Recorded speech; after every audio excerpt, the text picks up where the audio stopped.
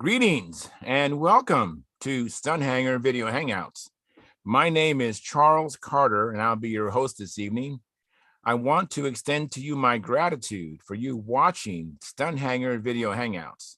If you are watching this as a replay, I want you to know that I host these YouTube live streams every Monday and Friday evening starting at 6:45 p.m. Pacific Standard Time. So please make a note of this so you can watch or be part of the live stream. Plus, we have an after party following the live stream, which is sometimes better than the live stream portion. You must be a registered Stunthangar Forum member to find the link to be part of the live stream and the following after party. Here at Stunthangar Video Hangouts, we talk about building and flying model airplanes, sport flying, competition flying, and what you've been doing lately. To join our conversation, if you are already a member of Stunthangar Forum, you can find the link if you scroll down to the section called At the Bench. If you're not a member or you're not logged into Stunthangar Forum, the At the Bench link will not appear. Now, if you're not a member, please register at stunthangar.com/SMF. That's stunthangar.com/SMF. That's Smart Men Flying, courtesy of Jeff Riley.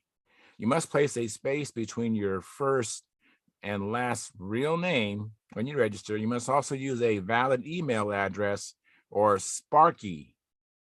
The proprietor of Stunthangar will not approve you. If you're inclined to not come in, just enjoy watching us on YouTube, wonderful, fantastic. Please enter your questions or comments in the chat box over here, and I'll do my best to make your comments or questions a part of the show. Understand, sometimes I can't get a word in myself, so be patient. I will ask our illustrious panel your question or state your comments. By the way, you can only make comments or your questions during a live stream. So like I said, I host these YouTube live streams every Monday and Friday evening, starting at 6:45 p.m. Pacific Standard Time. If you find the Stunthangar Video Hangouts that I host or the many building videos at John's Garage videos, at contests, flying at the field, Sparky does a lot of stuff. And if you enjoy that stuff and enjoy what we do and find it informative, please give us a thumbs up, thumbs up, thumbs up. Subscribe. And when you subscribe, make sure you hit the notification bell so that whether myself or Sparky comes on, you'll be notified. Comments, share the videos, subscribe. All those things help the Stunthangar YouTube channel grow. Please consider joining Stunthangar's YouTube channel memberships starting at $4.99 a month, which is less than 17 cents a day. Please, our memberships are really slow and none almost lately. So please, consider joining. You get an incredible value. I mean, Sparky has like 55 years experience. I got back into this hobby 20 years ago, but on my illustrious panel, I have sometimes former national champions, former world champions, and people that are, icons in the hobby. So tremendous value. It's less than a cup of coffee, expensive cup of coffee, but still, you get a lot more for it than a cup of coffee. Anyways, you also can support us with the super chats, which are over here down below the chat box. There's a big $sign. Smash the support any amount of money, donate any amount of money you like, but all that helps. So please support this. Now, when you are a member, when you join the YouTube member for $4.99 a month, $4.99 a month, you get special emojis that Spark and I can see in the YouTube chat box. You also get unlimited replay of member-only videos.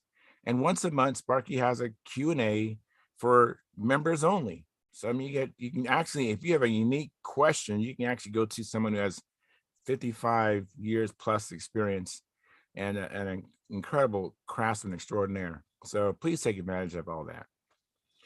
Anyways, your support helps offset some of the expenses of running Stunthangar. I mean, I think Sparky has something coming up pretty soon, a new server or something, which is going to cost a lot of money. So please help, please donate. He does a lot of it out of his own pocket, which is amazing. So please support us. We need your help. And I'm just asking for you to consider subscribing, consider joining, consider sharing all these activities. Please do all that. Now, this is Sparky's YouTube channel. I'm only in here twice a week. So if you want to get in touch with me, please go to my YouTube channel, which is called Flying Control Line Stunt. Flying Control Line Stunt. And place a comment or question on the 2019 AMA National Championship video, which Sparky shot with his video camera, me flying his, at that time, an orange Junar XL. He's just refinished it. It's more white. There is some orange, but it's more white. And I think he's taken off a couple of ounces too. But if you go to that video, you can watch me do the stunt pattern. The first time I was on the L pad at the national championships, it was a bucket list item for me. I enjoyed it. Please watch it, critique it. Go ahead, tell me what you thought of the pattern, and give me a like. That'd be great, and maybe even subscribe. That'd be wonderful. But if you use that video to communicate to me that you want to get in touch with me, or you have some questions about this show, I'll be notified right away, because that's my channel and this channel is Sparky's channel. I'm only in here twice a week. Anyways, I want to thank you for your past, your present, and future support. You are making it happen. Please keep the conversations family room friendly. In other words, please don't use words to do things you wouldn't say or do around your own children or grandchildren. And without any further ado, I'm going to go to the Stunthangar YouTube channel, not YouTube, Stunthangar forum, and I'm going to post a link there. It's being posted as we speak. There we go. You close that tab, and I'm going to go to what I call the control panel. It's not called the control panel, but that's what I call it, because that's where I can kind of keep an eye on what's going on the channel, the views, the chats, the amount of people who join us. And so this is kind of where I call the control panel. Anyways, I hope everybody has had a good week, heading into a weekend. I did go flying today with my buddies Joe Mata and Carl Reed, and we had a pretty good time. I think I put like 5 flights, and I think those guys probably did 2 or 3 flights, at least that many flights. Right now we have 7 concurrent viewers, only have 3 likes, so please smash that like button. That helps the analytics of the program. I really like to have 100%.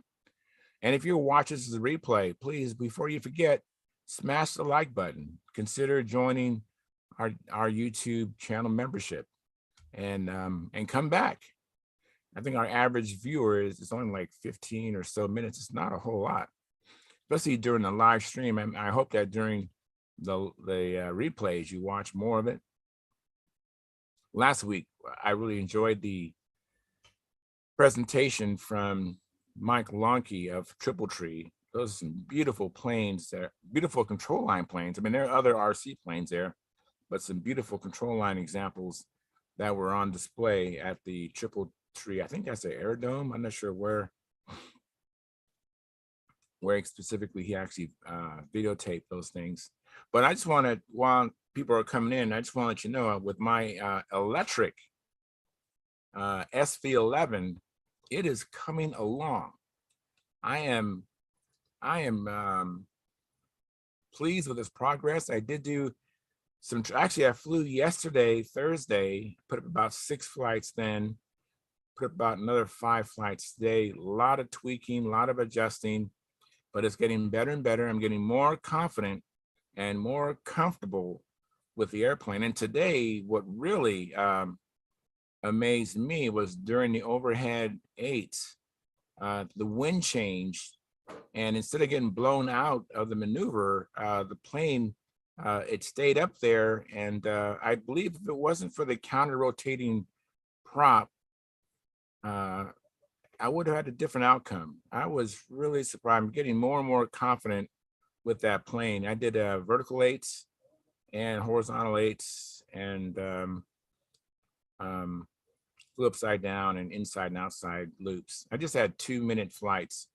But yeah, I am pleasantly surprised. Hey, Gary, how are you doing this evening? Pretty good.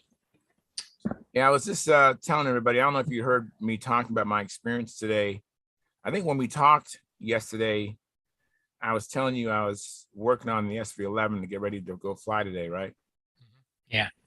Anyways, I went flying, and that SV11 is coming along. I mean, when I first put the plane together, I didn't even put the SV11 decals on, or even my AMA number. I mean, it was just like, and I didn't do it for a long time. I've had that plane since last year, but now I'm really beginning to entertain the ideas of actually putting trim on the plane and doing the kind of things that kind of suggest that you kind of like the plane, Yeah. Might make the plane feel better. Say it again. Might make the plane feel better. It might, yes. And perform better for you. I know, because it's kind of naked. You see the other planes in the shop, and it's like they have their numbers. Where's my numbers? Yeah. And I think you've seen it. You took a picture of me with it, so I'm actually entertaining.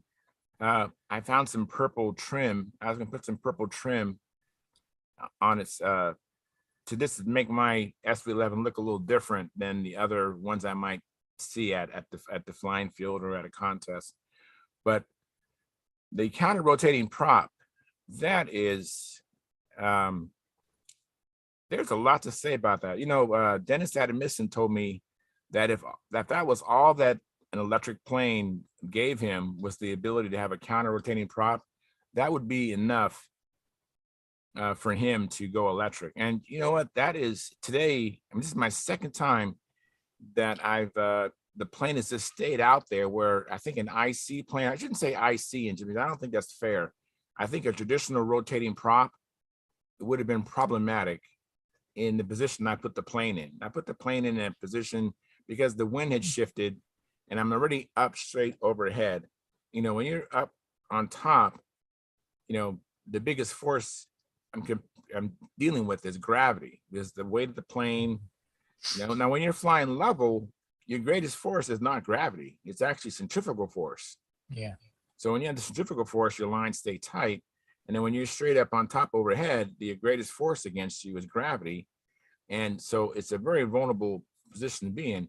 And boy, I have a lot of confidence now with that plane. The only thing I would like, and hopefully when we have some more people come in. Oh, Jack Snavely says, hello all. And he has his airplane emojis. And around the world, and I think that's what you usually say is hello all and around the world. Just saying hi. Thank you, Jack. Yeah, if you want, you can always abbreviate it. I know what you're saying. So appreciate you coming in, Jack. Thanks. Thank you very much. But anyways, yeah, the plane just stayed out on the end of the lines, Gary. That's good. Yeah, that is a really neat attribute. It really is. The only thing I would like the plane to do more is, I think there's an element called gain. I can change the gain. It's kind of like a boost.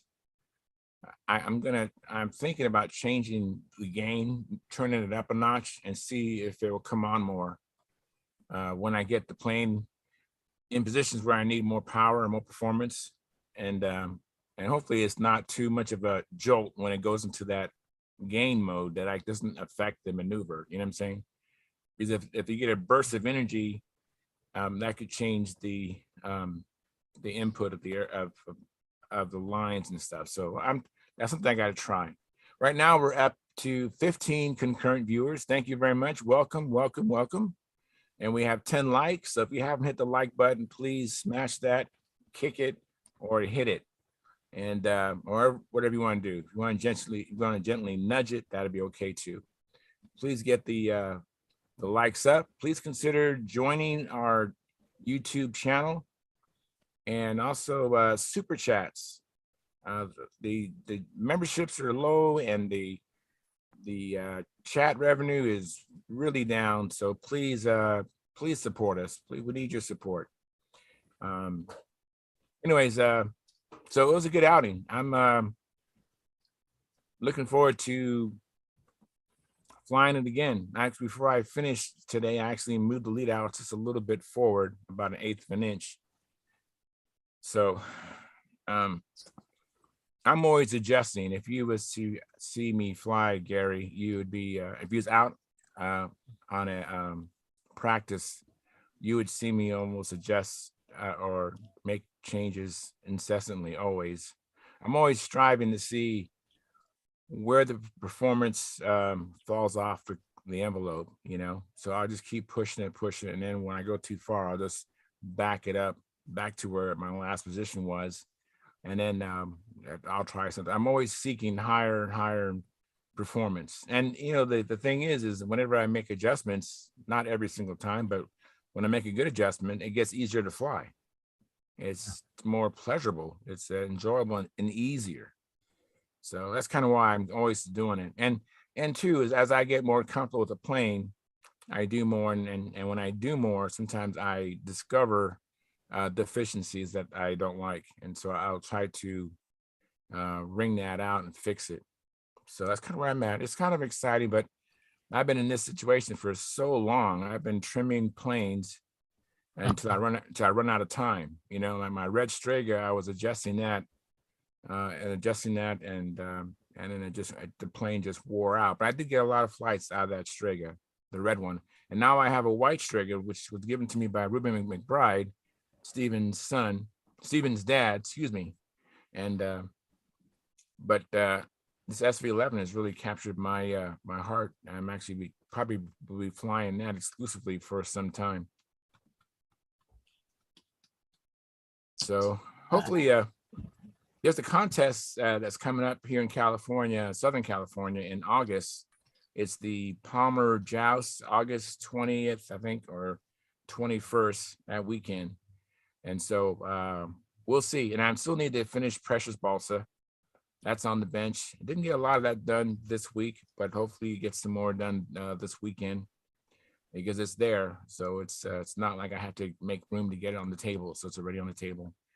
But I have been working on the SV11, so that's kind of where some of the attention that would have gone to Precious Balsa has been. What was you going to say? I kind of cut you off, Gary. Nothing, I don't think. I just listened. All right, cool. Yeah. So let's see. We're up to 15 concurrent viewers. We have 14 likes. Thank you so much. You really have really dramatically increased the likes. We're almost near 100%. Thank you so much. Appreciate that. So, for example, our average viewership right now has been 4 minutes and 54 seconds. So please do before you leave. And if you do have a negative thing, let me know. Let me know what you don't like. If you happen to hit a dislike, let me know why. So now maybe we can do something about it. Maybe we can. It might just be how it is. Yeah. So how does your do you have a timer on your plane or anything, or you just yeah that's what is really neat too is I'm able to I can adjust it in 10-second increments. So right now I just I adjusted it for about 2 minutes. I thought I was adjusting it for 1.5 minutes, but it actually seemed to translate to 2 minutes. And it's just great. I pretty much put the battery in and get like 3 flights, and then I replace the battery. So that's been kind of nice. I think when I was talking to you, Gary, I think I was working on the battery compartment to make it a little better. And it is better, the things I did. Hey, Eddie, how you doing, Eddie? I'm doing okay. Good. And what does your shirt stand for? What's that SWT? What does that mean? That's where I work. It's Specialty Water Technologies. We build kidney dialysis systems. Oh, very, very cool. I'm a plumber, basically. I glue a pipe. I make the pre-treatment side, which filters all the water before it goes to the dialysis side of the system. But anyway, that's very cool. I'm a glorified plumber. That's fine. Glorified plumber is fine. Glorified, a lot of things is fine. There are a few things that aren't too good, but glorified sometimes can be a good positive thing. I I have save Mel. lives. Good. Yeah, absolutely. Hey, Mel Rogers is in the chat box. He says, good evening, all. Hey, Mel, long time no see. Love to have you come on in. And yeah, one day we got to, I would really want to love that device you made to measure, I think you use it to measure the lines. I love that device, that electric device. That is awesome. I would like to get something like that because I do have 1,000-foot spools of flying lines, and it'd be neat to be able to measure it precisely without having to go outside and go from my chalk lines to measure my lines out. Well, I use a tape measure actually, not chalk, but I use a tape measure. But I like the contraption you showed probably almost a year ago. So yeah, come on in if you feel up to it, Mel. It'd be great. And tonight, Dennis Adamiston is going to do a show and tell, and looking forward to seeing that. So Eddie, what you been up to, Eddie? Cutting out parts. All right. I haven't purchased a cricket machine yet, but I'm entertaining doing that. Well, I got, let's see, where have I? More, no, that's not, here it is. There's a button. I can do that. Oh, there we go.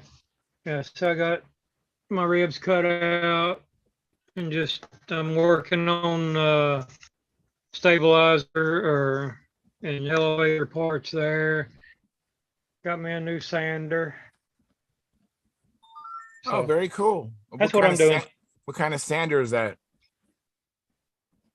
Harbor Freight, Oh, very Central good. Machinery. Yeah, that's not a I bad. got that probably. Go ahead. Well, I got it about I don't know, 5 years ago. And I just now got it out of the box like 3 days ago. All right. Huh. It takes the round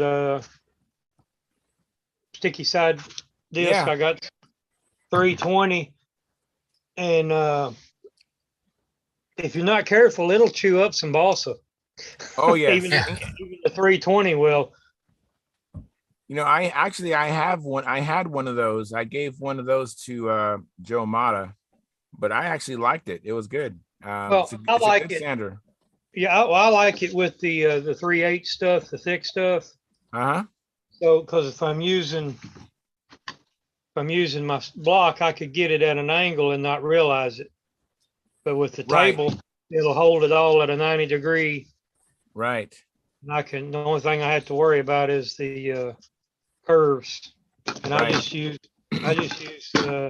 I've got like a stockpile of PVC pipe from work, scrap, different sizes. Here's one I made when I made my Corsair. I split it. Well, where's my camera? Let me make you bigger here. Okay, well, I split one side. And Okay. I got the sandpaper on the inside. Oh, good and then I idea. put the sandpaper on the outside to do different. Now, right there, I used that to round over my leading edge. Very good. Yeah, I have some what I call polywogs. There are some rubber sanding pieces. Yes.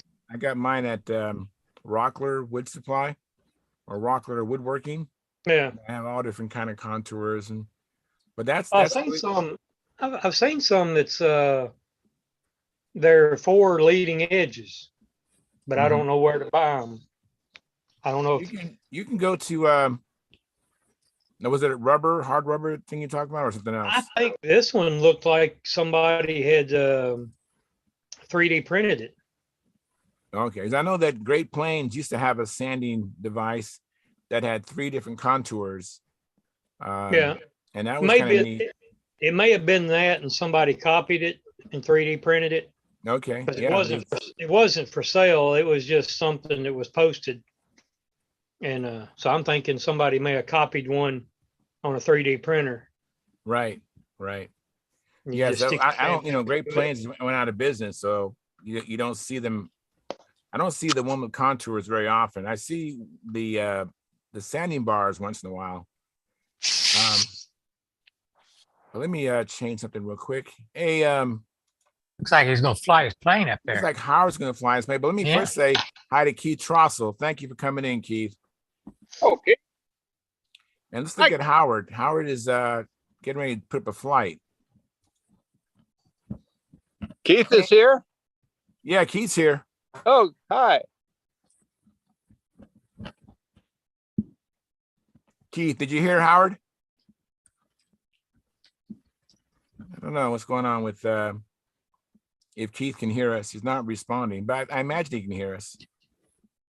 Look at that. Wouldn't it be nice to go outside your backyard and have that flying circle like that? Yeah.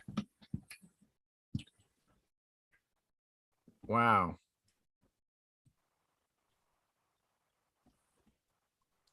Oh, is this the new dog? Looks like it. Oh my goodness.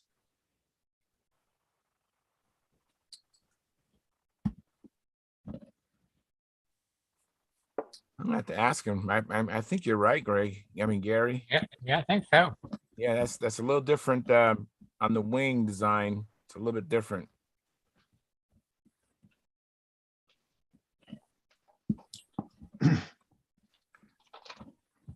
Hey, Keith, I hear you now. I heard you clear your throat. So how you doing, Keith?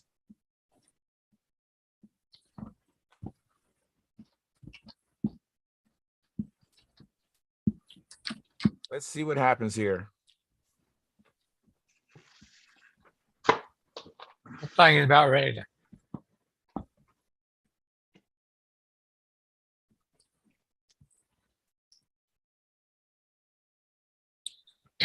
Pull something. Ladies and gentlemen, we're going to watch There you go. Howard Rush's takeoff, and we'll see how much of the flight we can see.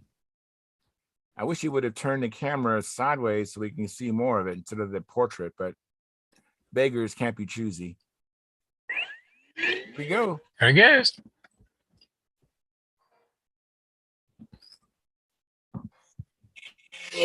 There we go. Wow. Look at that.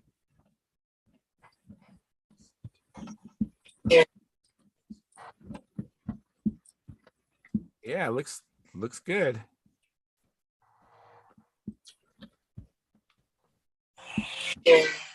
Looks like about 6 I to was get around about the to, circle.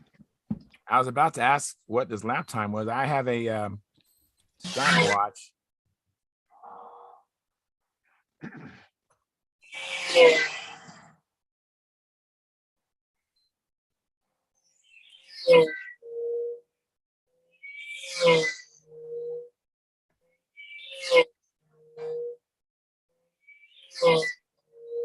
Wow.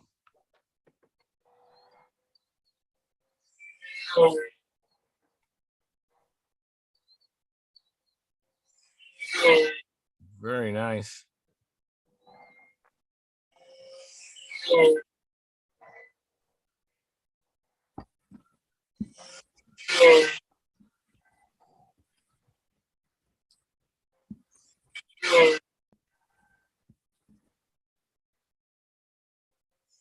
Like it's, All right, like now it's we're just gonna be flying. doing. So now we're gonna do the 3 outside loops. Here's the third one. All right, and now back just to let for the audience who doesn't know the pattern. So now he's gonna most likely do 2 inside squares right in front of us. Unfortunately, we won't be able to see the square.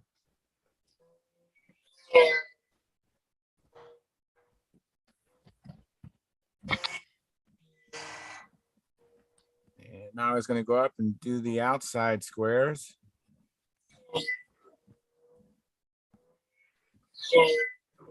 Wow. Bottoms are the same height. And we're going to be doing 2 triangles.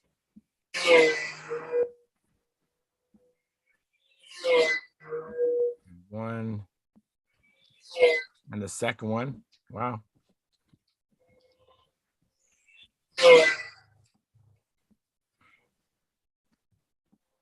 Now the horizontal figure 8. Whoop. All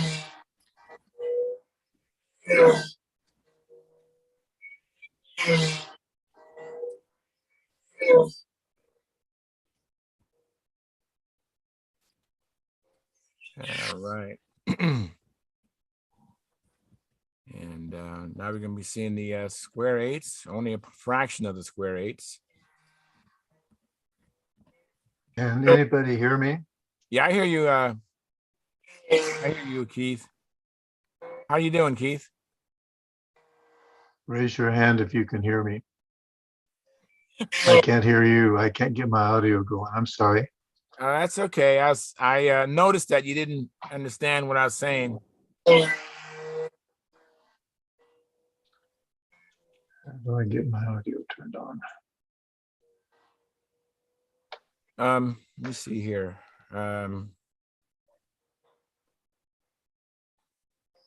Over there by your where your microphone is, Keith, down in the lower left corner, there's an arrow there. You see that arrow next to the microphone? You can click on that, and then you should have a submenu come up, I mean, and you'll be able to select a speaker. And then you can even test the speaker and microphone below this section that says select a speaker. Below that is another section where you can actually test it.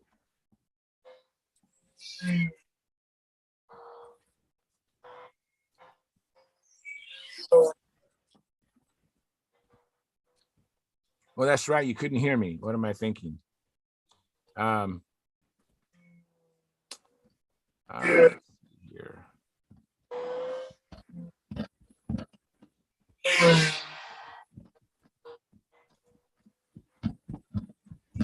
Oh, we had 80, 90-degree temperatures yesterday, and now we got 2 inches of snow on the ground, hence Oh, now no. sleeting.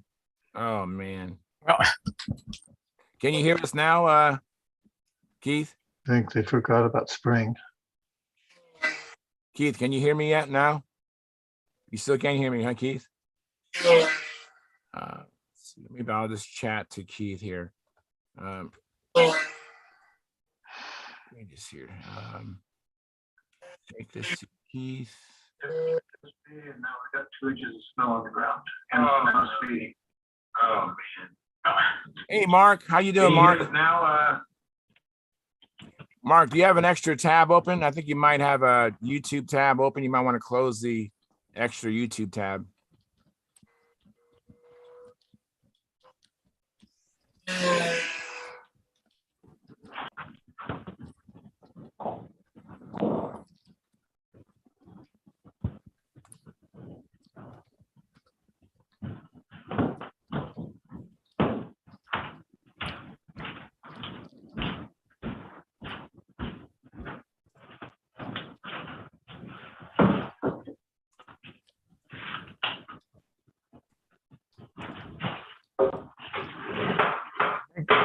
got landed, didn't he?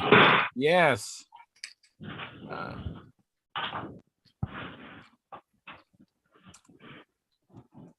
I'm typing to Keith.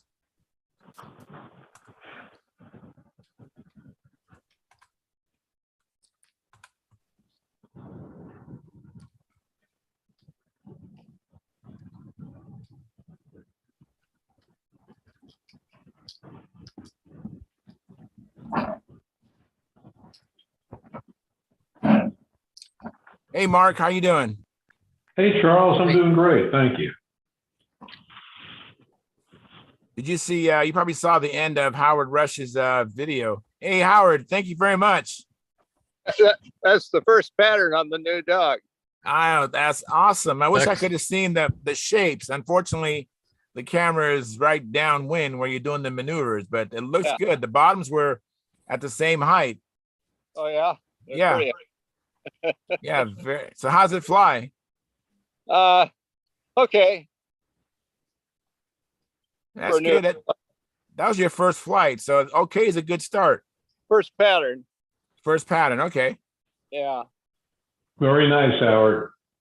Thank you. Thank you. we got- Inside's a little rounder than outsides. Outside's kind Say that one more time. I'm sorry. Didn't quite get that. Inside seemed kind of rounder than outsides. Outside seemed a little lumpy. Huh. Wonder why that is. Well, we'll give you the scores later. Okay. Very good. Hey, Howard, Yeah. I had you on my watch at about a 5:59 lap time. Oh.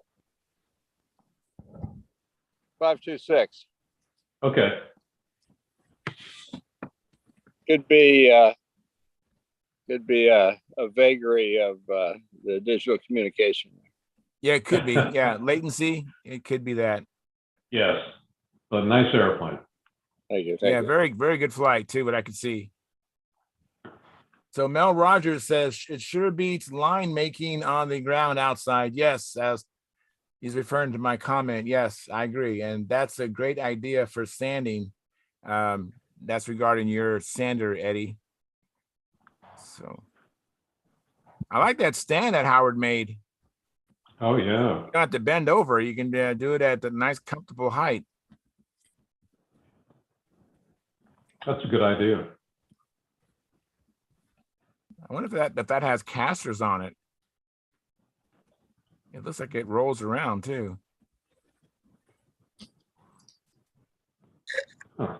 Hey, Howard, you're going to have to show us that stand one day. I like that stand. I don't know if you can hear me. I don't know. Oh. Yeah. All right. It's There it is. it's just PVC pipe. Right. Very nice. Oh, you even That have a little is nice. tray for your Little tray, casters on the bottom. Yeah. yeah, wow. Yeah, I'm gonna copy that idea. Okay. How's that? Yes. Oh, much better, Howard. Awesome. You know, I like that. If you keep the plane on there, it gives you nice level laps. Yeah. That's an idea. I hadn't thought of And that. how am I flying? Yes. That's very nice. Yeah, it's amazing. Boy, it looks beautiful there. Yeah, it does. It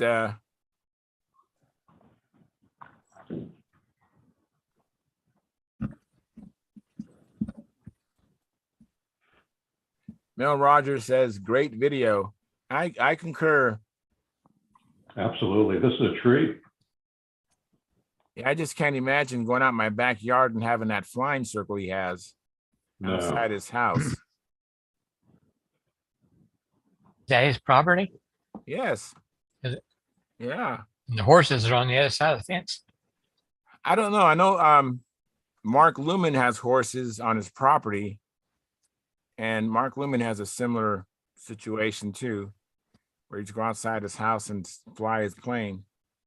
That's I one understand. thing I I don't told know my this- wife. Told my wife if we won the lottery, I was building a 200-foot golf green. Yeah. That's good. I understand his shop is in a converted barn. Is that correct? Yes. Yes. Okay. Well, part of the great-looking shop. I shop. think his shop is compartmentalized. Yes. So the one part where he paints, another part where he does construction, and yeah, he's not doing too bad, Mark. No, he's not. You know, maybe the next meeting, I got to clean it up a little bit, but a couple of friends of mine helped me put in a spray booth inside my basement. Oh, nice. Yeah, with an exhaust fan, and it's really, really nice. And I'll be glad to spend a couple minutes with you guys and show it to you. And there's some unique features to it. Very, very nice. I'm gonna go back to the gallery view until he takes up again, flies again. Hey, Dennis, you're here. Evening, guys. Evening. Hey, Did Dennis. Hi. you happen to see Howard's flight? I caught just the tail end of it there. That's the new bird, I take That's it. the new dog, is what he calls it. The new dog. Yeah. The new dog. Was it literally the maiden flight or first- You know, it's his maiden pattern. I Okay. did some 1 minute flights to see if it had the up and down okay. the same and Yeah. see how fast it was going, stuff like that. I don't know Yeah, that I've ever he- seen all the pieces in one picture. That's all. Yeah. I hope Dennis, they're all right now, Howard's in first place. That's it. Yeah. That's it. You're talking about shop being compartmentalized. So mine's that way too. It's got a laundry room, a bathroom. It's got a living room. It's got Very That's good. good. Very good, Eddie. Yes. I think Absolutely. I think we your can all shop chime in your about. shop sounds like the norm. So yeah. do you park your car in it too? Or No, it's got a bunch of junk in it. okay. It's got a. I'm like I said, I'm with my dad now, staying with him. We're living with him, and I'm back in the original building spot where I built him as a kid. But he's got a 2-car garage, and it's never had a vehicle in it. I Wow. used to keep the boat in it a long time ago when I was probably 10, 11 years old, and it got pushed out. Hey, John, welcome to the show. Hi, everybody. Hey, John. Hi, John. Hi. John, this is Keith. I finally got my audio turned on. Hi, Keith. I didn't see you There there. you go. I got a strange name showing there, I guess. Yeah, that's your wife's name. That's Yeah. that That's must kind be- of the norm around here, though. For most Yeah. folks. Yeah, exactly. So, John, you missed the first flight of Howard's first pattern with his new dog, and it looks like he's getting ready to fly again. How'd the dog turn?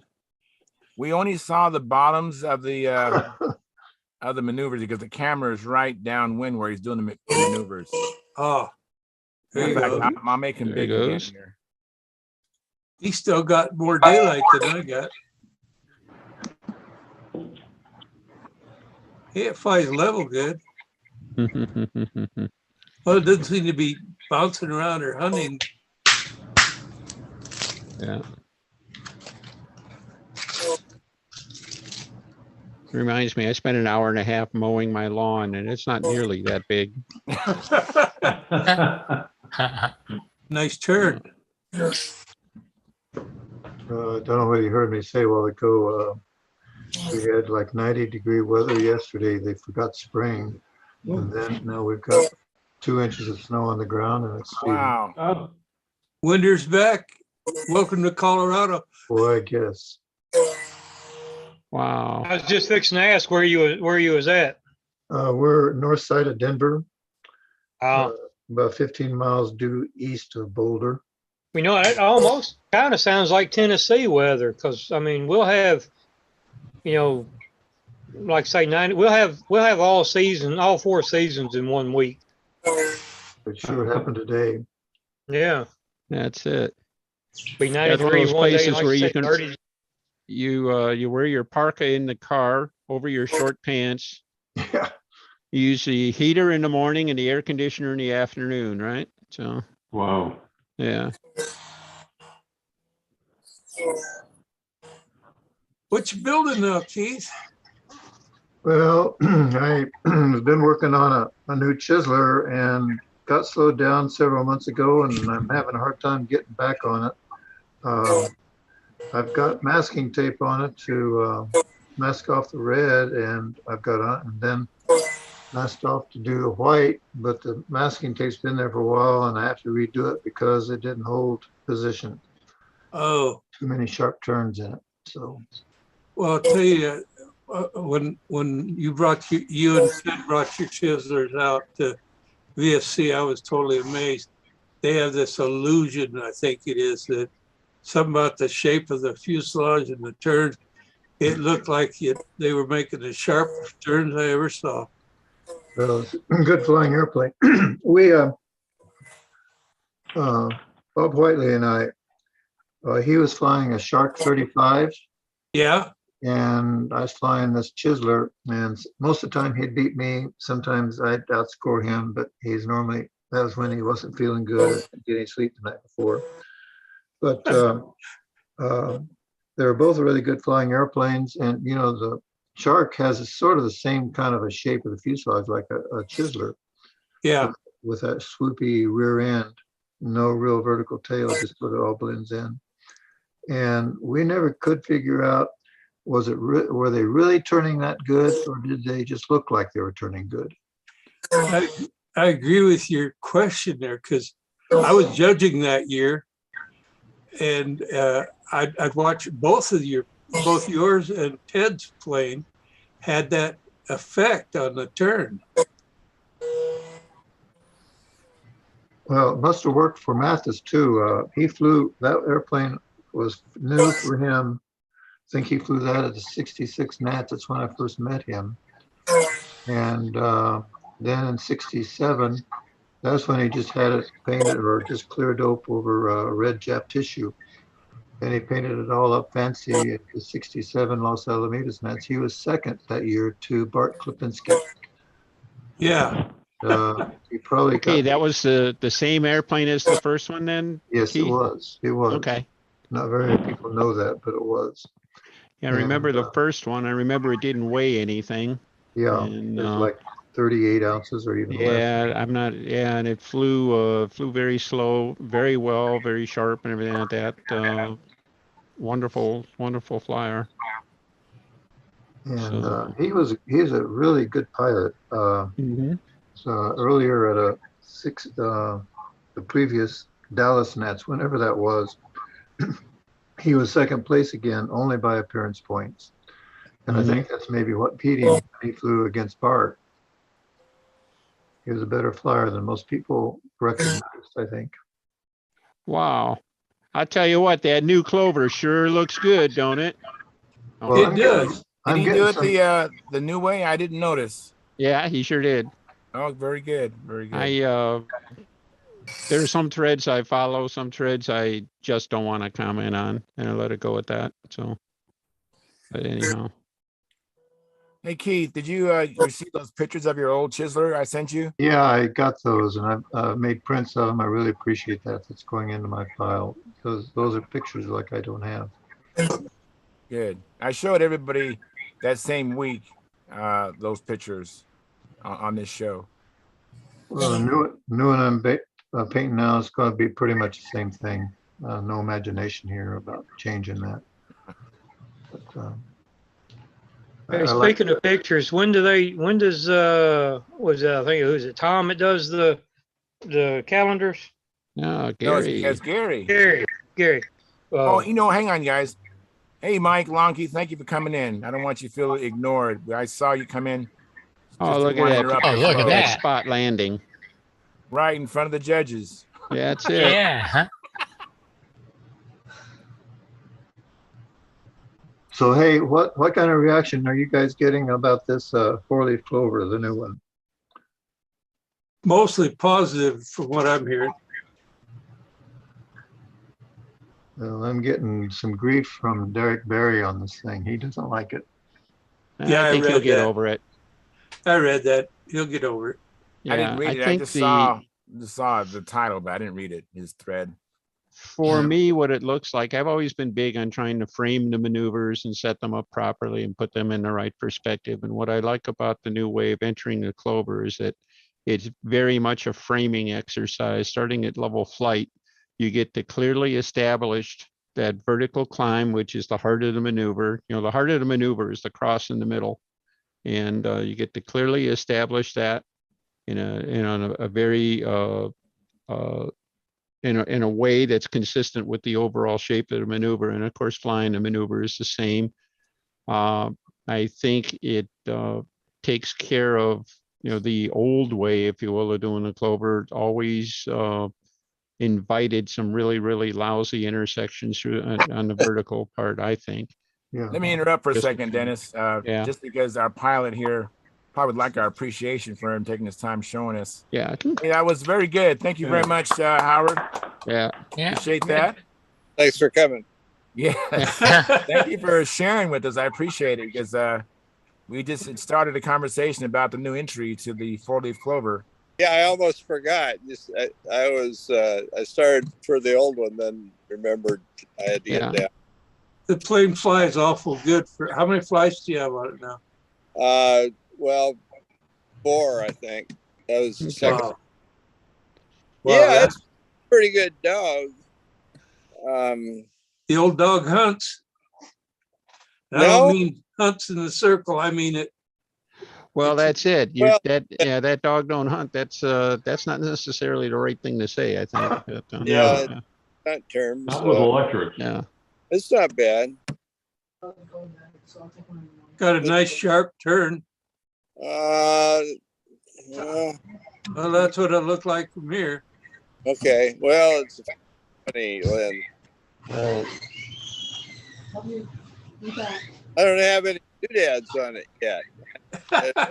Maybe you don't need doodads. Yeah, maybe not. Overhead 8s had plenty of line tension, I noticed. The other one would roll in on overhead 8s. And this one didn't. I did an extra one to see if it was rolling in. It's not. It's going through it pretty flat. Well, you might have got this one a little straighter or some alignment thing better. Yeah, maybe. I don't know. It looks to fly pretty good from what I saw. Hey, Howard, what's the Yeah. latest on the World Championships? What's happening? Well, we're going. So far the team is the Dailies and myself. I hear Orestes dropped out and Joe Gilbert dropped out. So I talked to Eric Taylor, who's next in line, and his wife doesn't want him to go. So we're going to try to talk his wife and let him go. Wow. I hadn't heard that about Joe. I'll have to call him.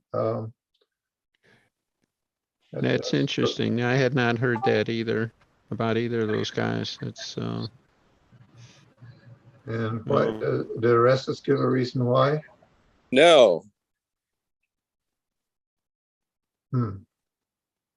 Maybe Derek Berry wants to go. He didn't go to the team trials. He's down the line. Oh, way down the line, huh? Yeah, the same place you are. Yeah. I don't know. Derek won't go because he'd have to fly the new Clover. So Oh. No, he and I are discussing this thing offline right now. So, yeah, I'm gonna pick on Derek, but it's his opinion and he's entitled to it. So yeah, and he's on the board now. So, and I'm looking forward to working with him on the board. He, It's tradition. I hate to violate tradition, but it's okay. I can't compare.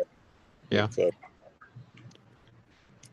as I recall, Keith, that was an 11-0 vote on that, wasn't it? No, there was one dissension. Scott, what's his name? Scott Richland? Yeah, Richland, whatever his name is. he voted Okay. against it. And surprisingly, Tom Dixon was on the board at the time and he voted for it, although he didn't like it, but he still voted for it.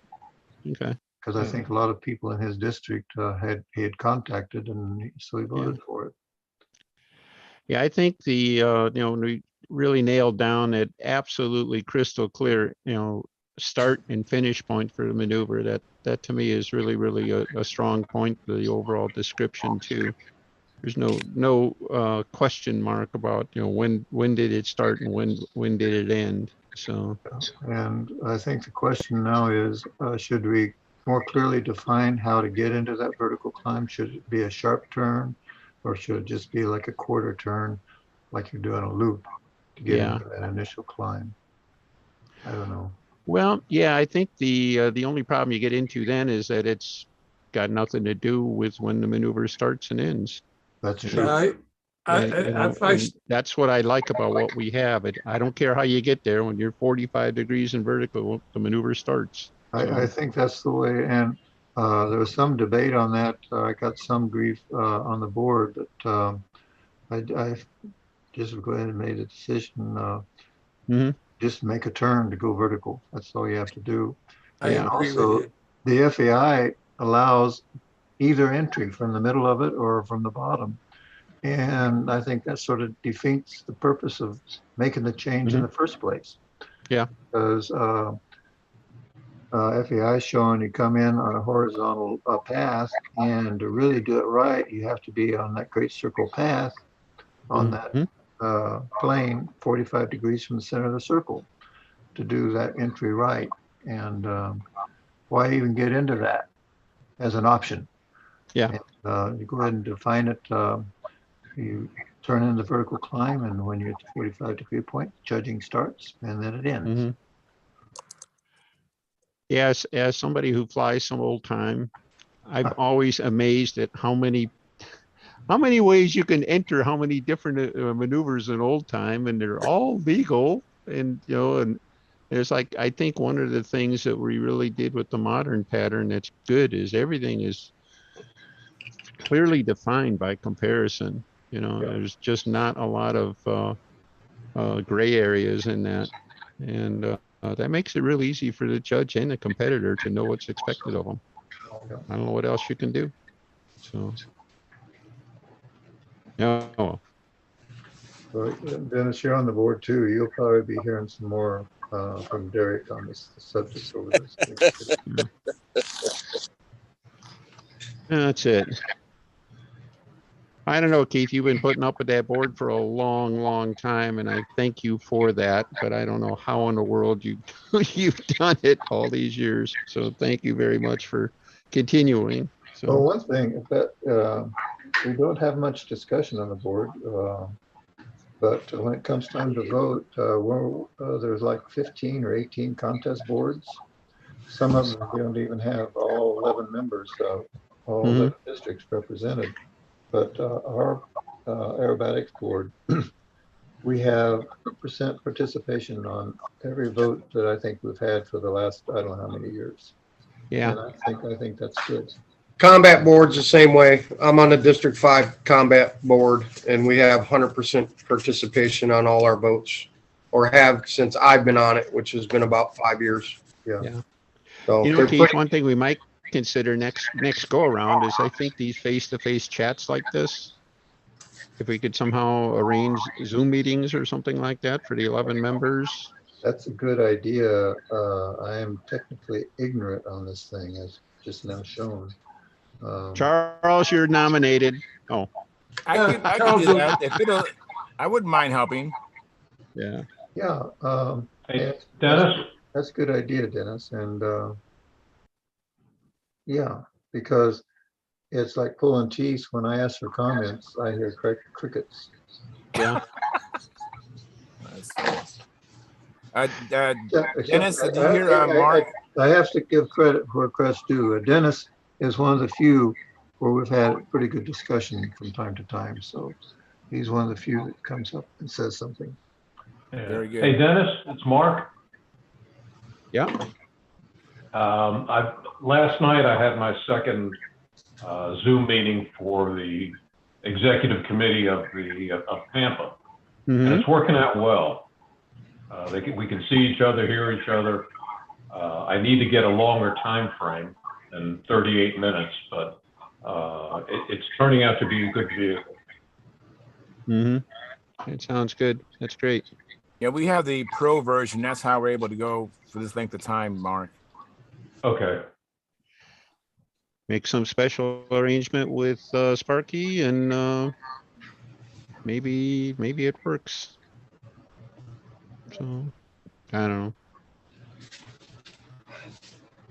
I have a question from my audience. When you said the board, what's the name of this board, Keith? Well, in my case, it's the AMA Control Line Aerobatics Contest Board. Okay. And they're the ones that change the rules.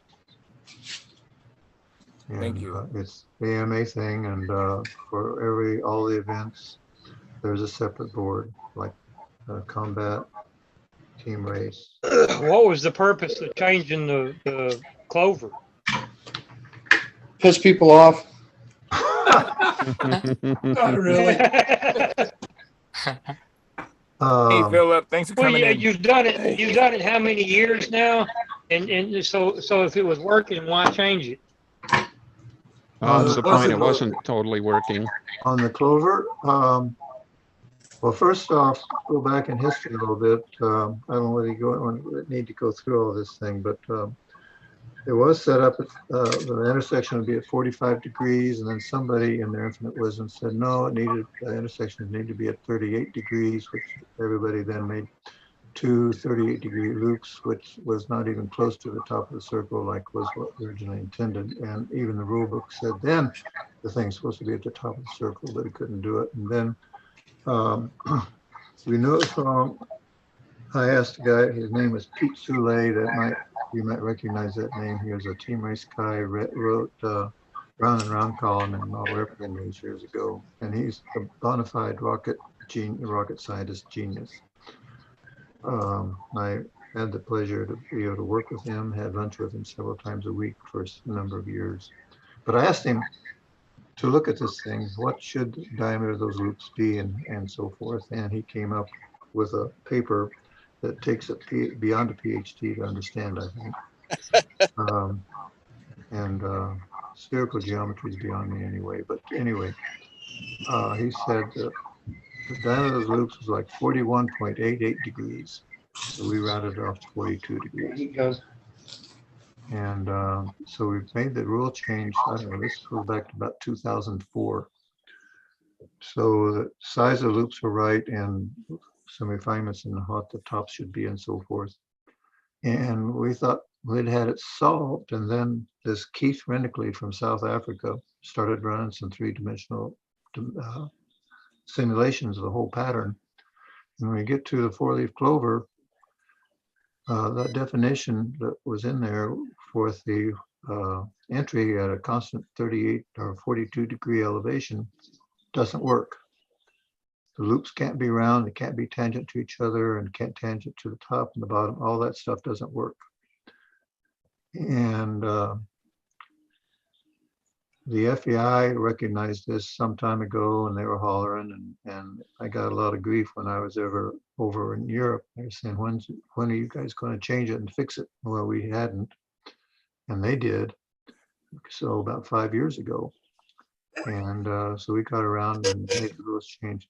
What it is that if that constant 42 degree elevation, you can't be tangent, you can't be round, like the rule says.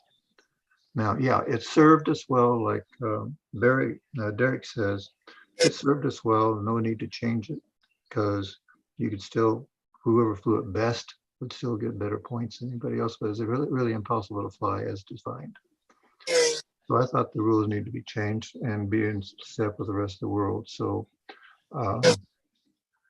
the horizontal line going across the middle of the thing is no longer a constant elevation. It's just now described as upright flight or inverted flight through the middle of that through the middle of the maneuver. And actually that path that takes is a great circle path that's on a 45 degree plane that intersects the center of the circle. There's been some stuff on the Stunthangar. People have shown how that works, why it works that way. I don't think Derek still appreciates it very much, but that's another story.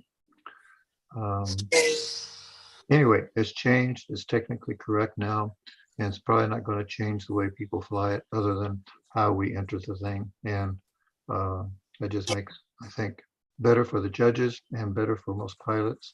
Derek doesn't think we should have made it simpler for the pilot, but it certainly makes it better for the judges. So it's changed. It's in the rule book now, and hopefully we won't have to mess with it for a while unless we want to refine the entry.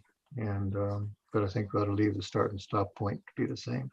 What most people don't realize in the pattern is like in the eights, the start and stop point is in the intersections, not from level flight or wherever it is. It's in the intersection. So what you do before and after that really is not judged. And most people don't realize that. So we've got the same sort of thing, that we have an entry into the 4 leagues that's not judged before the judging starts. So we're technically more correct than we have been. It's been an Hey, evolution. Keith, Yeah. I'm sorry. I just want to ask you a question for my education. The contest board falls under the AMA, right? Yes. Okay. So in running the Nats, we have a lot of Pampa events, advanced, intermediate, correct? Yes. So is it an automatic then, just so I'll know, that if there is a rule change through you guys to AMA, that automatically happens with Pampa? Well, yeah, the Pampa rules, like for classic stunt, or the rules apply to the AMA skill classes as well. Right. Those aren't Pampa rules, that's AMA rules, the skill classes. Now, when we get into classic stunt, it's Pampa classic rules for classic stunt. It's rules reference the current AMA rules. So they prevail. Okay. And one thing, just so you know, the way the contest board works is that there's a representative from each AMA district, and the AMA vice president from those districts is the one who nominates or approves who sits on the board from that district. Now, we have sort of an informal arrangement with the AMA that when somebody resigns or drops off the board, I'll go to the Pampa president and ask for a suggestion or recommendation from Pampa for a member from that district. And then I go to the AMA technical director there, was it Tony Stillman, and suggest here's a name that Pampa has recommended to represent that district. And he'll go to the AMA vice president to get the nomination in, and then the final approval comes from the AMA president. That's the way it works. Okay, thank you. Well, I could tell you, Keith, that one thing Derek brought to my mind was, see, I learned to do the clover back in 58 or 59, whatever, it was brand new. And to this very day, I realized what he said that I'm doing and what you said. I'm doing my clover out in front of me. Yeah. I've been doing it for years. Instead of bringing it way back up to the top, it's all out there in the front of me. And no wonder I've been getting lousy scores on it. I just didn't realize why. That's a good part of it. Yeah. It makes it really, it looks like a nice 4-leaf clover when it's out there in front of your face, but the tops of those loops are over your shoulders. In fact, Pete Soule calculated what the angle it is above your shoulders. And that's about, it's around 23 degrees off of vertical above your shoulders, where the tops of those loops are supposed to be. Wow. And you're not alone. I think probably half the stunt community still flies the 4-leaf clover in front of their face. And that's a whole clover from the days they had a 38 degree loops. And there's no way that you can stretch a 38 degree loop one on top of the other to get to that vertical plane that goes through the center of the circle to be tangent. No, because your bottom loops would be in the ground. Well, yeah, but 38 degrees, two on top of each other, that's only 7. So you're 22 degrees off of the top of the circle. And that's way too small. Yeah, yeah. No, it's on, I'm sorry, 18 degrees, 38, 76. Geez, my math. Well, I won't jump on you for a degree or two, you know. I have a question and also a welcome for Tryon. Thank you for joining us, Tryon. I appreciate it. And Tryon, when you won the Romanian national championship, did you do the entry to the four-leaf clover the new way, or did you see other pilots not aware of that, or what did you observe in Romania? Oh, I did enter it from the bottom. Yes, From Like level that. flight. the FAI. Yes. The FAI allows both. You can either enter from the bottom or from the middle. I enter like this from the bottom, climb, come here, come across, up, come across, turn over. That's how I did it. But the FAI allows entry either from the bottom or in the middle, just like it was before. In fact, the diagram we put in our AMA rule book is taken from the FAI rule book. We just took off that middle entry option and erased that. But that diagram. I thought the FAI changed it for good. I mean, just you have to enter like that. Yeah, and Which I don't care. I mean, I can do it either way. and it also that FAI diagram, which we used, shows that the intersection through the middle is not a straight level flight. And that's the whole point. Yeah, it's actually, are you saying like it's a little bit like this? It's Great a great, circle. it's a great circle path on a 45-degree plane from the center of the circle. You have to think about that for a little bit. That's the way it is. No, I can see it. Yeah. Yeah. I can definitely see it. So So like if you were to do it overhead, it will look like an intersection, right? But they're all like this. And That's as you right. move it towards the 45, it looks it's not in level flight per it's, se. it's a great more circle. like a It's a swooping flight. slide. It's going to look Yeah. better to the judges because it's going to look more level than what a constant elevation does. And also the horizontal intersections and the vertical intersections are all great circle paths. And Yeah. and that's what people need to stop and think about what's going on there. And then they'll be able to better represent that thing. And also, like I say, it's going to look better to the judges because the parallax where the judges set, if you fly a level flight, it looks like there's a dip in the middle of that maneuver out there. Just like the tops of the square maneuvers look like there's a dip. In fact, I think a lot of the better pilots, and I think Howard's one of those guys, that will put a little bit of crown on their square maneuvers. Oh, well, now that you mention it. And for the judges, it's going to look more like a straight line than. I like to put a little crown in my coat. Hello, guys. Hey, Bob Hunt, how are you? Thank you for coming in. And say hello to Dean Pappas. Hey, Dean Pappas, Hey, heard a lot of Dean. great things about you. Nasty stuff, I suspect. No. Uncle Dino. Hey, Dean, you want to see this? Sorry, say again? Can I do a little share? Yeah, hang on one second because I have Dennis wants to share something. I think Mike Lonke is probably going to share his new plane as well. That was on the subject. Oh, it's on the subject? Okay, go ahead. Yeah. Let me see here. Go ahead. You're big. All right, so here you go. This is mine. It's a bad video, so but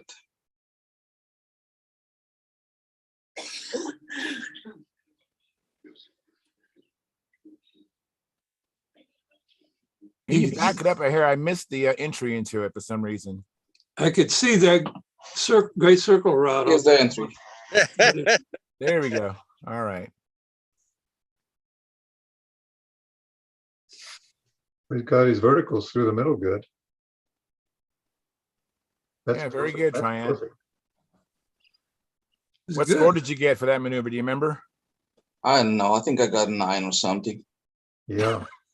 You nailed 9 the out of what? verticals. 9 out of 10. Oh, 10. very good. Very good. It was 9 out of 37. No, I don't think so, Bob. Very good. All right, Thank so you. that's that. That's how I entered it. That's how I did it. Thank That's you very pretty much. field. Appreciate that. Dean Pappas, we've never met before. It's good. Let me make Ding Pappas big so you can really meet him. Hey, how you doing, man? Yeah. Too long since I've seen you. There we go. read all Wait a your minute. stuff. I thought you said Dean was here. Who's that old guy, Bob? That's Bob. Yeah. That would be me. So right. We have lots of hair, Dean. That's great. Yeah, well, my daddy told me it would be gray, but I get to keep it. So thanks. Ah, I can remember, I read all of the stuff you had in Flying Models, and I don't know how many people realize the story about how you brought tune pipes into our community through Bob. Yeah. Yeah. Because you found, you saw what was going on and say, hey, that applies to what we're doing. So did you ever hear the story of the accidental discovery? Well, I why guess don't you share it not. with us. Which accidental discovery? I could be wrong, but this is probably just the right kind of forum. So someone yell if I'm boring you. But in '83, the pattern guys had new noise rules instituted, which meant that we dropped down from like 14,000 RPM on an 11.7 prop to something like the tens, mid tens or low 11s with like a 12.9, 12.10, 12.11 prop, depending on what you were doing and how light your airplane was. So I'd been running YSs and I decided that because it was tough to get parts at that point, the importership had changed hands and excuse me, it just wasn't working out right. I built, along with Richie Tower, okay, who used to write the engine column in FM. Yeah. You know, Richie's the guy that put an FSR in Bobby's 78 airplane. Mhm. So Richie and I had blueprinted up a couple of OPS, low-timed OPS 60s, and then bolted it all into the old Maya and went out to take a test flight on like a really nice January day, which in Jersey is saying something.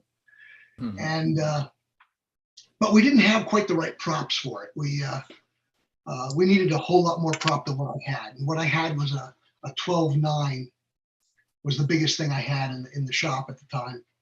And so took the airplane off, and as soon as I accelerated in level flight, the engine went dead rich. Pulled the nose up and it started screaming. Put the nose back down, tried to pick up some speed, and it went just dead rich. And I'm looking at Rich back and forth. I said, get a load of this. Let's try something stupid. I started doing consecutive rounds, and it was braking beautifully. Okay, it was going flat coming downhill, and it was pulling real hard going up. So we started playing around doing squares and all sorts of stuff. And this is with a pumped engine. Okay, I had a fuel pump on this thing, so it wasn't even suction fed. And when the two of us are looking at each other like, "Wow, that's really neat." I think Rich actually said, "It's a shame we ain't flying stunt." He was flying RC as well. Bobby was flying RC at that point as well. And Well, they called me over and they said, Yeah. watch this. And he did a reverse top hat. He pushed the nose down without touching the throttle, and it governed. And he turned level and it picked up speed a little bit. He pulled the nose up and it picked up more speed. And then he went level and it went down again without touching the throttle. And he said, where have you ever wanted that set of circumstances before? And I went, oh, I don't know. He says, and I said, and he'll argue with this, but this is what he said. He said, you stuck at RC, but you're still pretty good at stuff. So I did not say that. So you just came out of retirement. Actually, it was Richie that said, "This is why you're coming out of retirement." Oh, this is why you're coming out of retirement. Well, we have different versions of the story, but I remember the day anyways. And that's when the whole tube pipe thing came. And I can't take any credit at all for the development. It was Richie and Dean. And I was just a handle monkey. And then we enlisted Billy to come in because he had days off because he was a musician. and he could spend the whole day flying. And that's the whole genesis of that thing. And that was with aluminum pipes at that point. And we of course had, vertical CG trimming problems, and that led to the whole. My dad came up with a way of making Right. the pipes out of carbon, and I saw my first carbon pipe in Holland at the RC Worlds in '85, and I bought one. Okay, from this Belgian guy, Lemons, Renat Lemons is his name. Brought it back to the States, and actually I had Billy and Stan wrapped this in the shop here together in your shop, and I was like, okay guys, we have to figure out how to reverse engineer this puppy. And that's how Billy ended up making pipes for a that's living for a right. while, Billy right? started making pipes, but we divested all that to Billy, and he went crazy. So that's the story. We're sticking with it. Well, I think it's remarkable that the 2 or 3 people involved with that knew enough about control line stuff to recognize that, hey, this has application there. Oh, it was a hoot. Because somebody else that didn't know anything about control line would have seen that and says, oh, okay. Well, I understand Harold Price tried to put a pipe on a Fox 35 eons ago. Mm-hmm. But I had to chase it around the circle, throw it a rag at it because it didn't develop enough power to take off. It was a taxiing around Bowling Air Force Base. I had to throw rags at it till they finally stopped it. But Oh, Lord. but Bob, you can see he was thinking about it too much like a speed plane. I remember, I think, Bob, you flew a Saturn with an OPS 40 in it, 40. wasn't it? Is that why?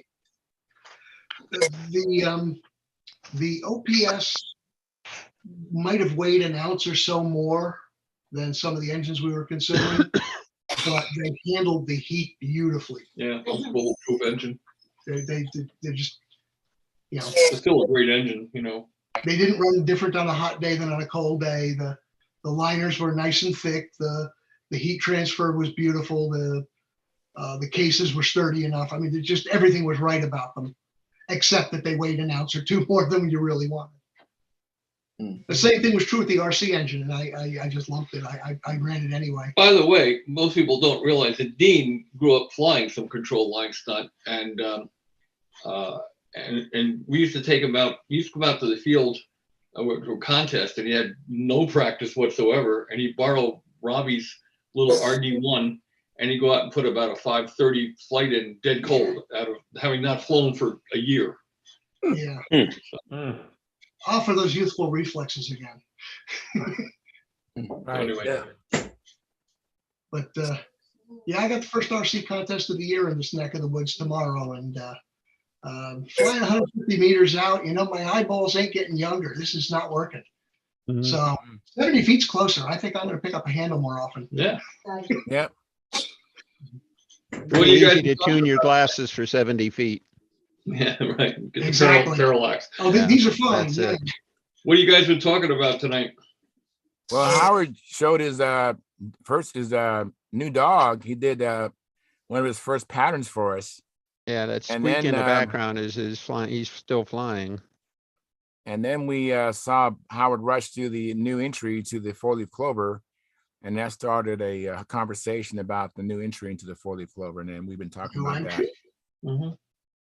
Yeah, you go straight up now and do 4 3/4 loops instead of 1 full loop, and then the.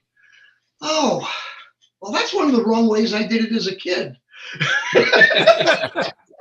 See how far ahead of the times you were. That's it. I was ahead of my time. That's it. We finally come to and joined you, Dean. It's as simple as that. You gotta fly with us because we finally joined your way of doing it. So It's quadrant 1, quadrant 2, 3, then 4. Okay. Yeah, you pull up. You do an inside, outside, outside, inside. And Oh no, that's different than I thought. Okay. Yeah. All right. You start with But none of this 37.5 degree. No. No, 41.8 degrees. That's it. 41 point, man, Or cool. was it 0.88? I forget. It's but it's anyway. 41.88. Yeah, it was, as a judge, it was hard to calibrate that, but I'll bet. that fourth decimal place was Line kind of here, hard. have to- So that's it. Let me interrupt for a second, you guys. I want to catch up on the chat box. We have old control line pilot. That's Bob Whitley up in Canada. He says, good evening, all. Like delivered. Thank you, Bob. And he says, I should be doing the first flights of the year tomorrow. Planning on mating my 2 new RSTs with an ST35 stunt in the noses. So good luck to you doing that tomorrow. That's fantastic. And I also want to remind our viewers to hit the thumbs up, thumbs up, thumbs up. We have 32 concurrent viewers right now. And we only have 24 likes. I'm working on it. Our average view duration is only 17 minutes. So before you leave, please hit the thumbs up, thumbs up, thumbs up, and consider joining our YouTube channel and the super chats as well. That will also help us support the channel. So anyways, we're all caught up. And I want to know the order because Dennis actually contacted me. He wanted to do a show and tell. And I'm assuming Mike might want to do a show and tell on his new acquisition. I'm not sure if he wants to show that or not, but Dennis, whenever you're ready, you can do your screen, you can do your show and tell. All right, I'm gonna try to set this up. Hopefully this camera will work a little better this way. So. Yeah, can't do it here. You make him- And I guess you could say, Philip, I know you got one of these airplanes, so pay attention. So. Ooh, that looks pretty. That is pretty. That is the Mo Best. Oh, Okay, man, and the that is sharp. reason, let's see. Hey, Chris, can you turn off that light over your head for just a second? Okay.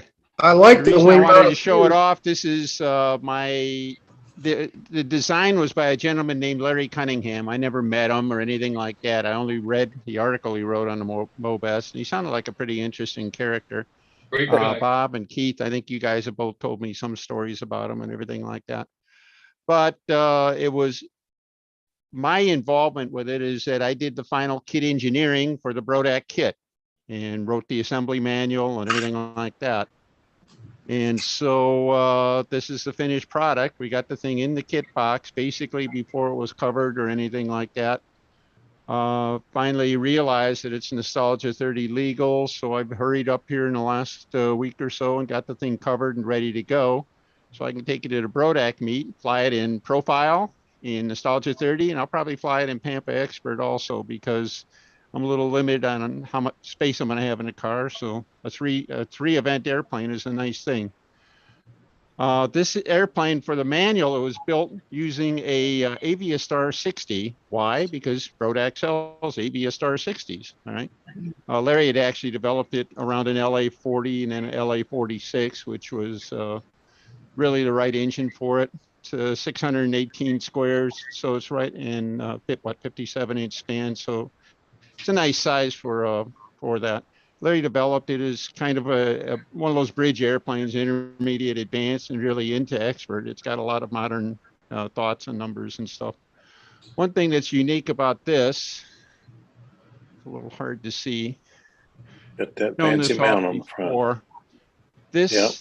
the airplane was built with a beam mount in it, and my brother Dave had developed a 3D printed mount to bolt the electric motor right into the beam mount. Okay, so this was going to be, if you will, a test piece, to see, to prove it out and everything like that. The mount includes a rear bearing, so the motor supported at both ends. And reason for that really is that with the rear bearing, it takes all of the flexing loads off the front face and everything like that. And That's also not because fair. when you do this, the clearances get real tight and you just can't afford to have that, that big motor flopping around or anything like that. Mhm. So that works out really good. And What motor's in it, Dennis? this is a Brodak 2826. Okay. So Bearings will last longer too. I'm sorry. And the motor bearings will last longer Yeah, too. there's Yeah. like basically no stress on the motor bearing. And I know Bob and Dean, you were going with double mounted motors there for a long time. Bob, you're not doing that anymore, are you? No. Yeah, since you started using the hard point mounts and stuff like that. So Yeah. so at any rate, I did. Yeah, I like it. it's got a couple, the airplane as is, it's got a couple issues, and frankly, have to bring it all out. It weighs about 52 ounces, and a lot of that weight is in the front end. If this thing had been built for an electric from the outset, I would have had a great big chunk cut out of the fuselage here, and I would have had just a mount and an empty battery box and stuff. Mhm.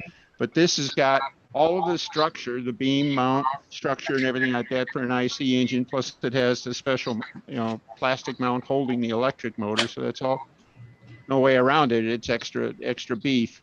Plus the way this kit, this is a prototype for the final kit. The nose on this was built up out of all plywood. It doesn't actually have any maple beams in it. It had all, the 4 layers of 3/32 ply, and then a layer of 1/8 inch ply, top and bottom. All right. And, or on either side, I mean, and then a balsa cheek on top of that. So it's like, 5/8 of an inch thick, all plywood through the whole nose. So it's way overbuilt, for what it really had to be and stuff like that. And because of that, it's pretty heavy up front. And in fact, it looks like it's a little nose heavy. I'm going to go ahead and test fly it, but I haven't ruled out the possibility of frankly chopping out the nose and using one of my conversion kits in there. I think would take a lot of weight out of it. But at this point, this is, as much as anything, this will probably be the last of its kind. So it's kind of a tribute to my brother who worked hard to design this thing in the first place. And just prove it out. I'm sure it'll work because I've been using his smaller mounts on some of the airplanes, and I know that they work there. But on this, it's everything is just bigger and better. It's got we integrated a cooling ring in it, slightly undersized spinner, cooling slot. That all works nice. But at any rate, I think the Mobest is a. Have not flown it yet. In fact, it has new monocoque smell still. And we had 25-mile-an-hour winds today, so I opted not to fly it. And oh, you wuss. Yeah, that's it. Chicken. You know, waiting for somebody like Dino to, hey, Dino, go fly this. He maybe he wouldn't be able to tell any difference if he hadn't flown anything for a while. So, you know what I like seriously, I'm going to try to get. One of the things when you go to Brodak and you fly, 3 different events and everything like that, for me, it's always a challenge trying to take 3 different airplanes and trying to get all practice with all 3 of them, the week or so beforehand, and then stay sharp on the airplanes during the week and stuff. Frankly, having one airplane and flying in 3 events, I think is really a big time saver. Flight articles I've seen where the guy tried to build an airplane for A and B. Yeah. What I liked about Cunningham was he always said he was only into this for the women and the money. Right. Yeah. He had his priorities straight, if not his perspective, shall we say, or maybe it's the other way around. Hey, I'm telling you, where he he flew. I really like that a little bit of the elliptical ideas in there in the elevator and the flaps. That's beautiful. Yeah, it's beautiful, man. I guess Larry started the airplane with a, based on a constant chord airplane that, and evolved it over time and, the more modern features, and it's got a very modern airfoil.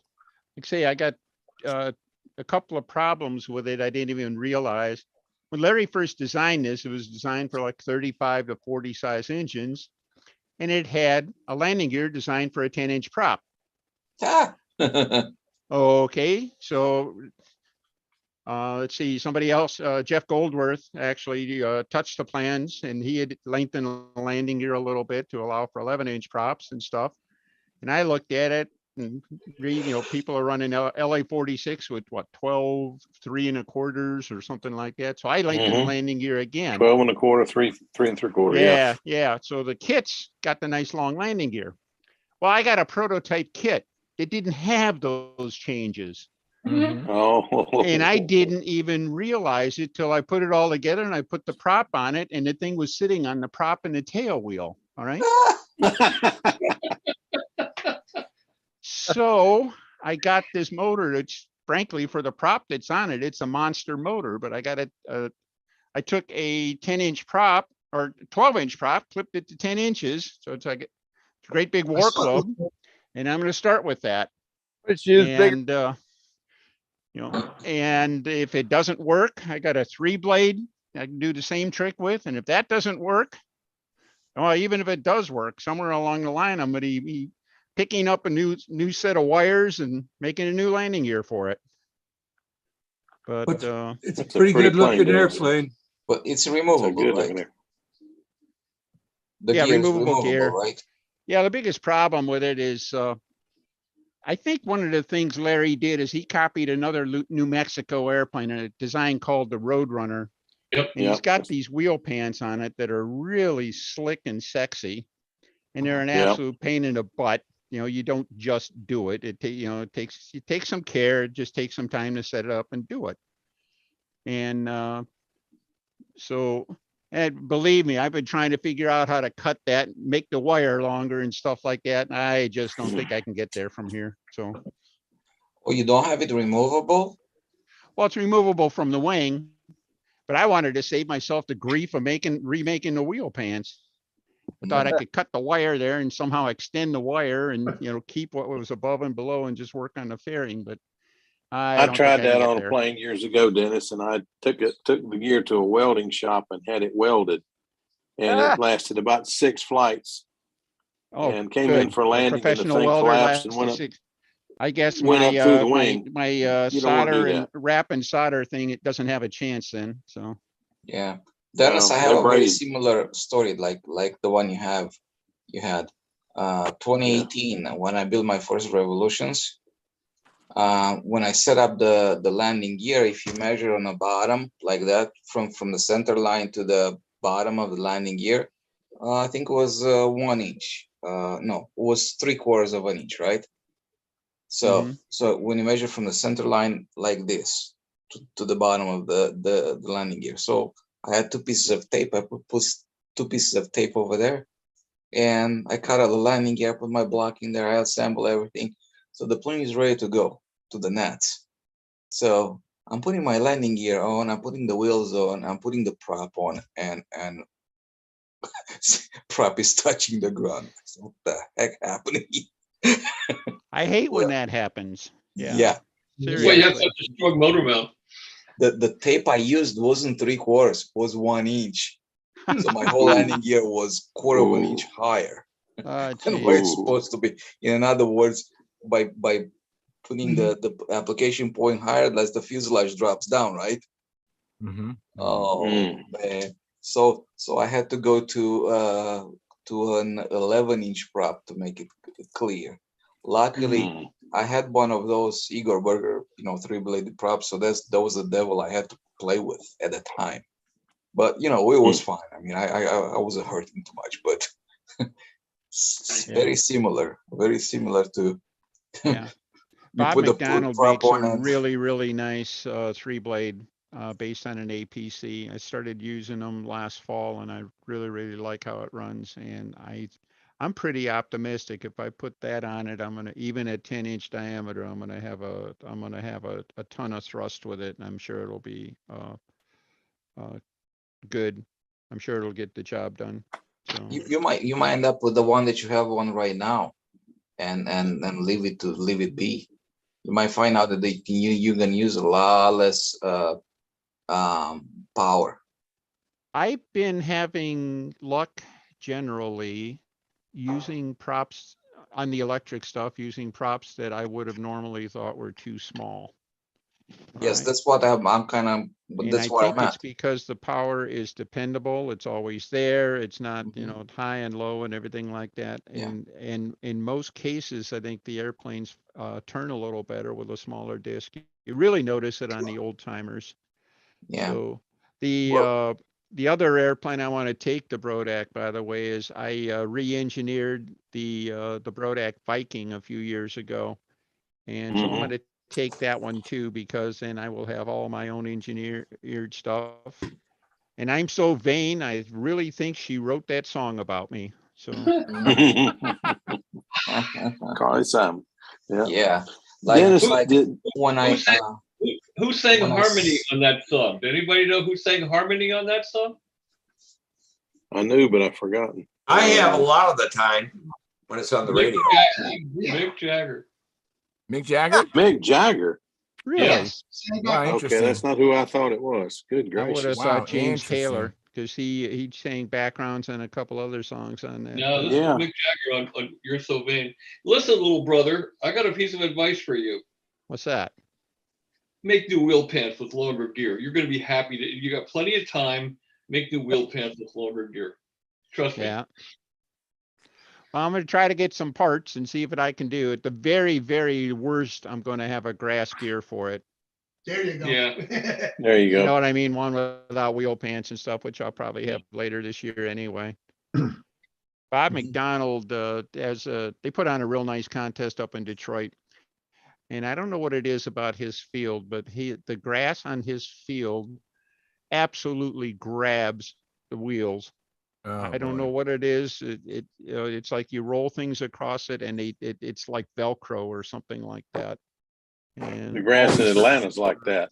At the yeah, field that we found in lots of Atlanta. diameter, and get them as far forward as possible. So Hey, Dennis, yeah, I got an idea for you. what's Just that? take your wheels and make the center offset. That way, every once in a while, you'll have enough clearance. That'll work. Yeah. Help the plane jump into the air. Oh, You know, Oh, I was man. going to tell Samantha when she's at Brodat, she can just grab that plane and carry it to the car. And since it's pink, nobody will even think that it's not hers. That's true. That's right. That's it. Hey, That's Steve, it. thanks for coming in tonight, Steve. I appreciate it. What airplane Hey, is that, Dennis. Dennis?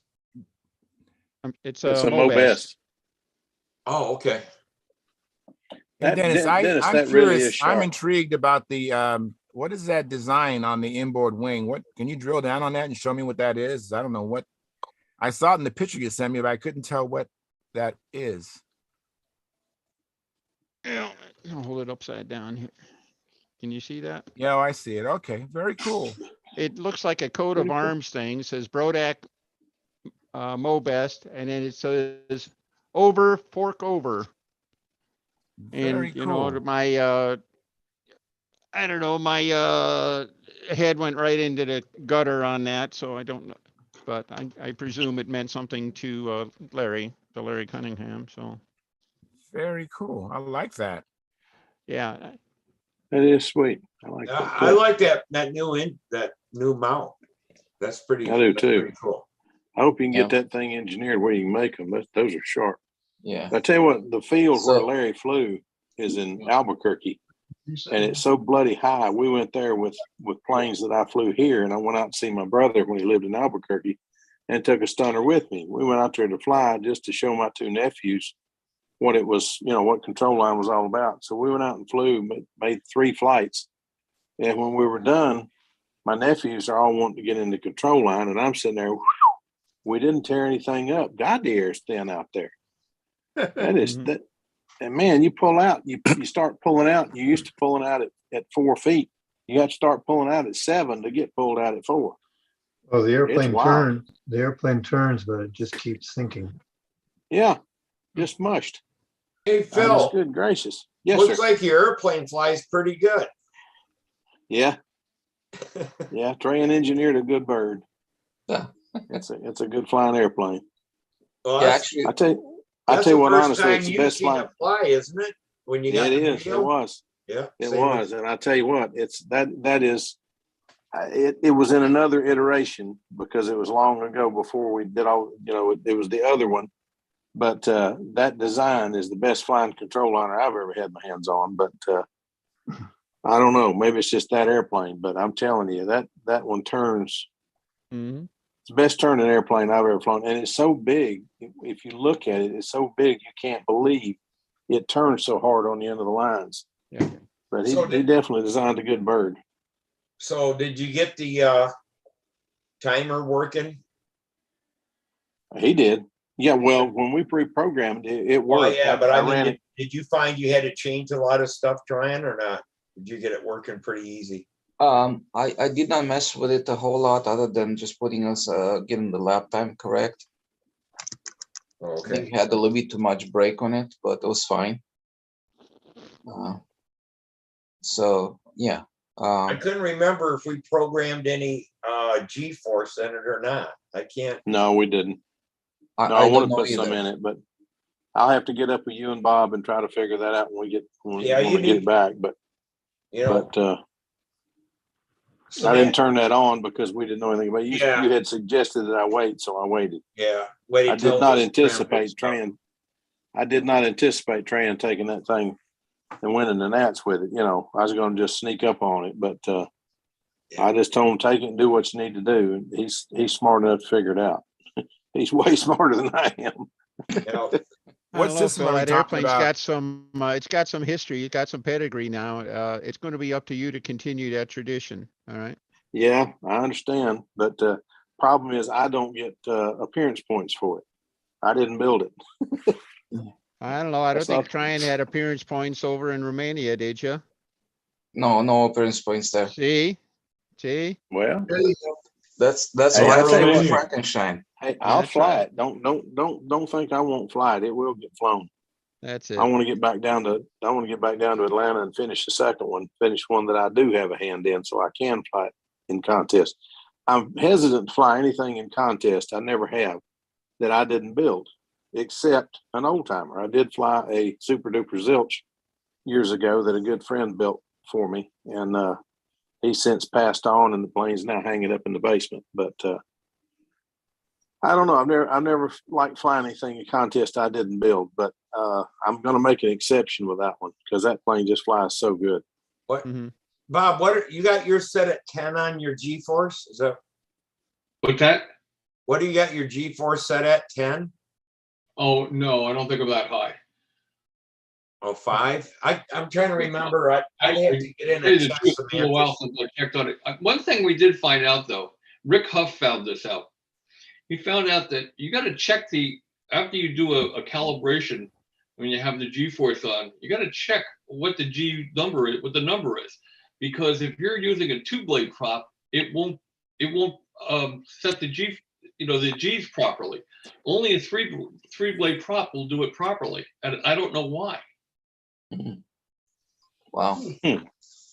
So how do you set it properly? I mean, just I don't know anything about that. But I got to tell you something. That G-force, I had 3-blade prop on the Crossfire at the Nationals, and anybody who was at this past Nationals who didn't get blown off the field will tell you that everybody was having trouble in that wind getting through overheads and hourglasses and verticals, and we turned on those G-forces and problem went away. Mm-hmm. Hey guys, just for clarification for our audience, what system are we talking about? We're talking about there's a function in the Fiorati timer, and it may be in the Igor timer too. I don't know. I don't use the Igor timer, so somebody would have to enlighten me on that. No, it's not in Igor. It's Not not in in Igor. But it's a thing where you take off every time you reset something on the Fiorati timer.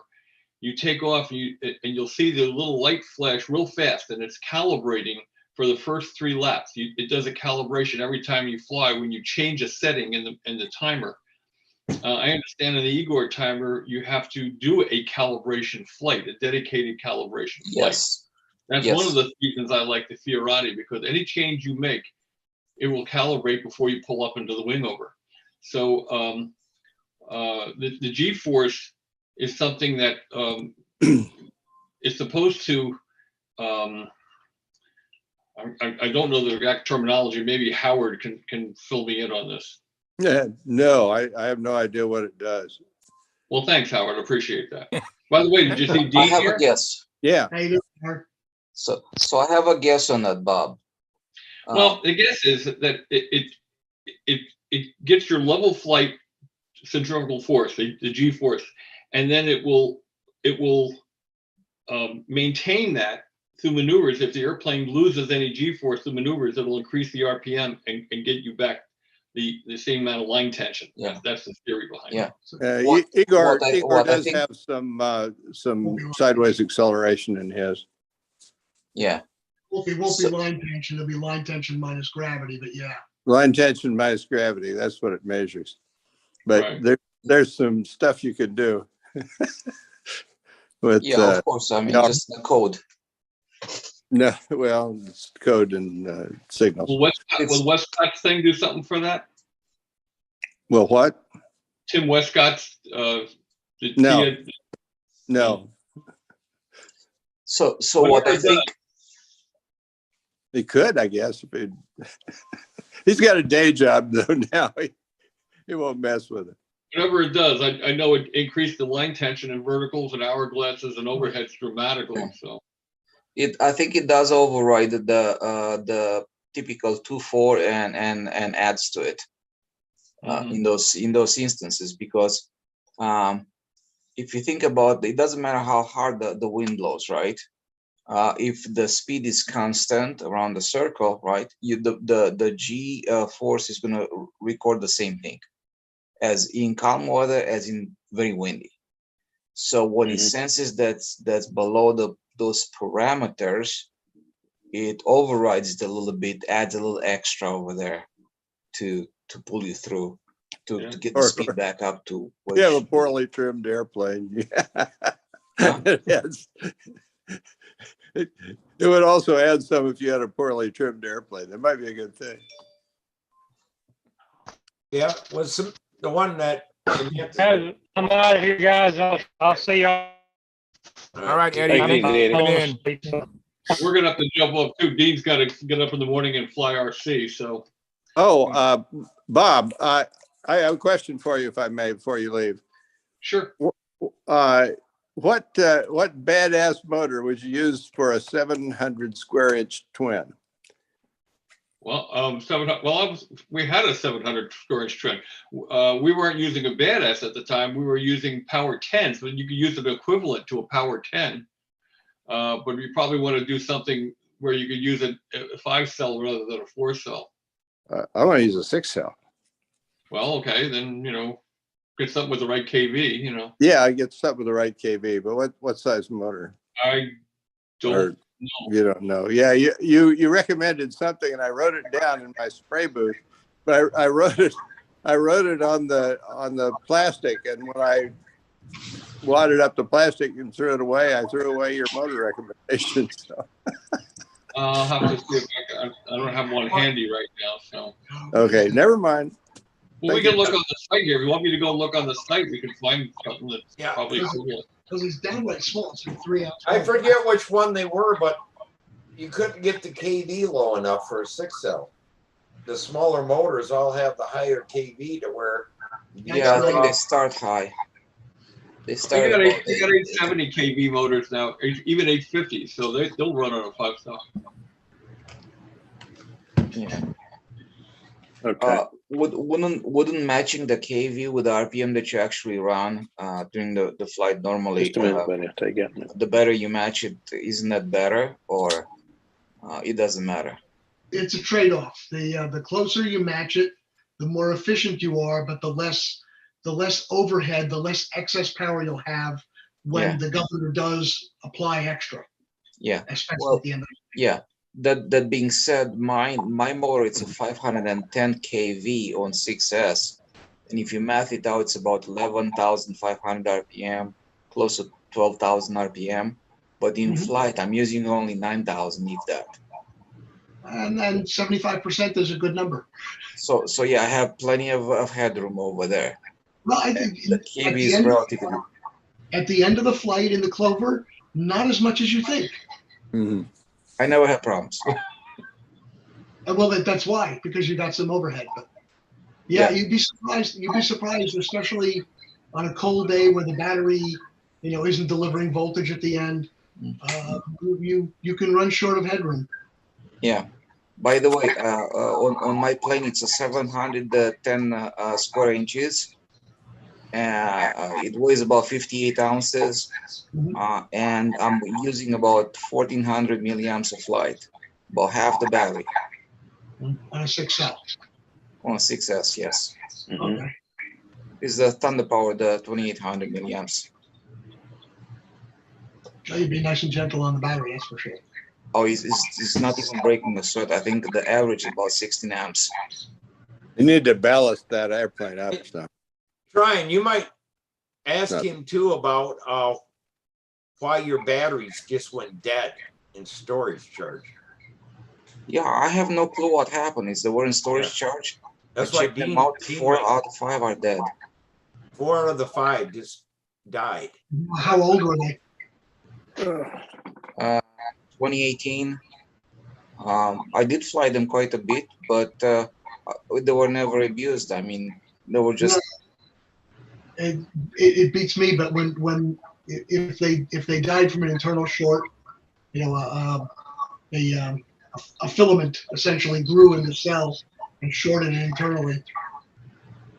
And the only good thing about that is it's such a high resistance short that it doesn't turn into a fire; it just kills the cell. All the cells were dead. It's not just Surprising. one. Well, it's Sitting over there, just nothing. Yeah, that's surprising, but Yeah, it says that they're about to die. You know, we're talking about that. I've had stuff in the storage charge. You know, I just checked 2 batteries that have been in storage charge since Samantha's like 10 years old, so 11 years, and they were perfect. But I've had other ones within 2 months to be way down and had to force them to get them, you know, mess around with one charger that doesn't balance and bring them back up till I could balance charge them. But they seem to work fine after you get them back up, but they just won't hold storage very long. And I don't Were know they why. all same brand or different brands? Certain brands? Did you give it a surprise or just? Yeah, they are different brands, but they're all from Hobby King. They're some of the real old ones from Hobby King, but yeah. Hey guys, batteries are made in I'm about so 3 sorry, you guys, factories but let in me the world. interrupt. You know, Mike Lonke, did you want to show us your acquisitions? Because we're going to end the show in like 15 minutes. Yeah, I can. We'll see you guys. I wanted Bob to see this. Maybe he can tell me a little bit about the airplane. I have another question for Bob too. So as long as he doesn't go away, you can do whatever. All right, Mike, go ahead, take it away. You got the big show here. So I drove up to Louisville yesterday and I picked this up. This is Larry Robertson's old airplane. One of Larry's. He's a gentleman that flies up at the Indiana Skyliners. I know he flew with Alan Brickhouse and Byron Barker and all those guys.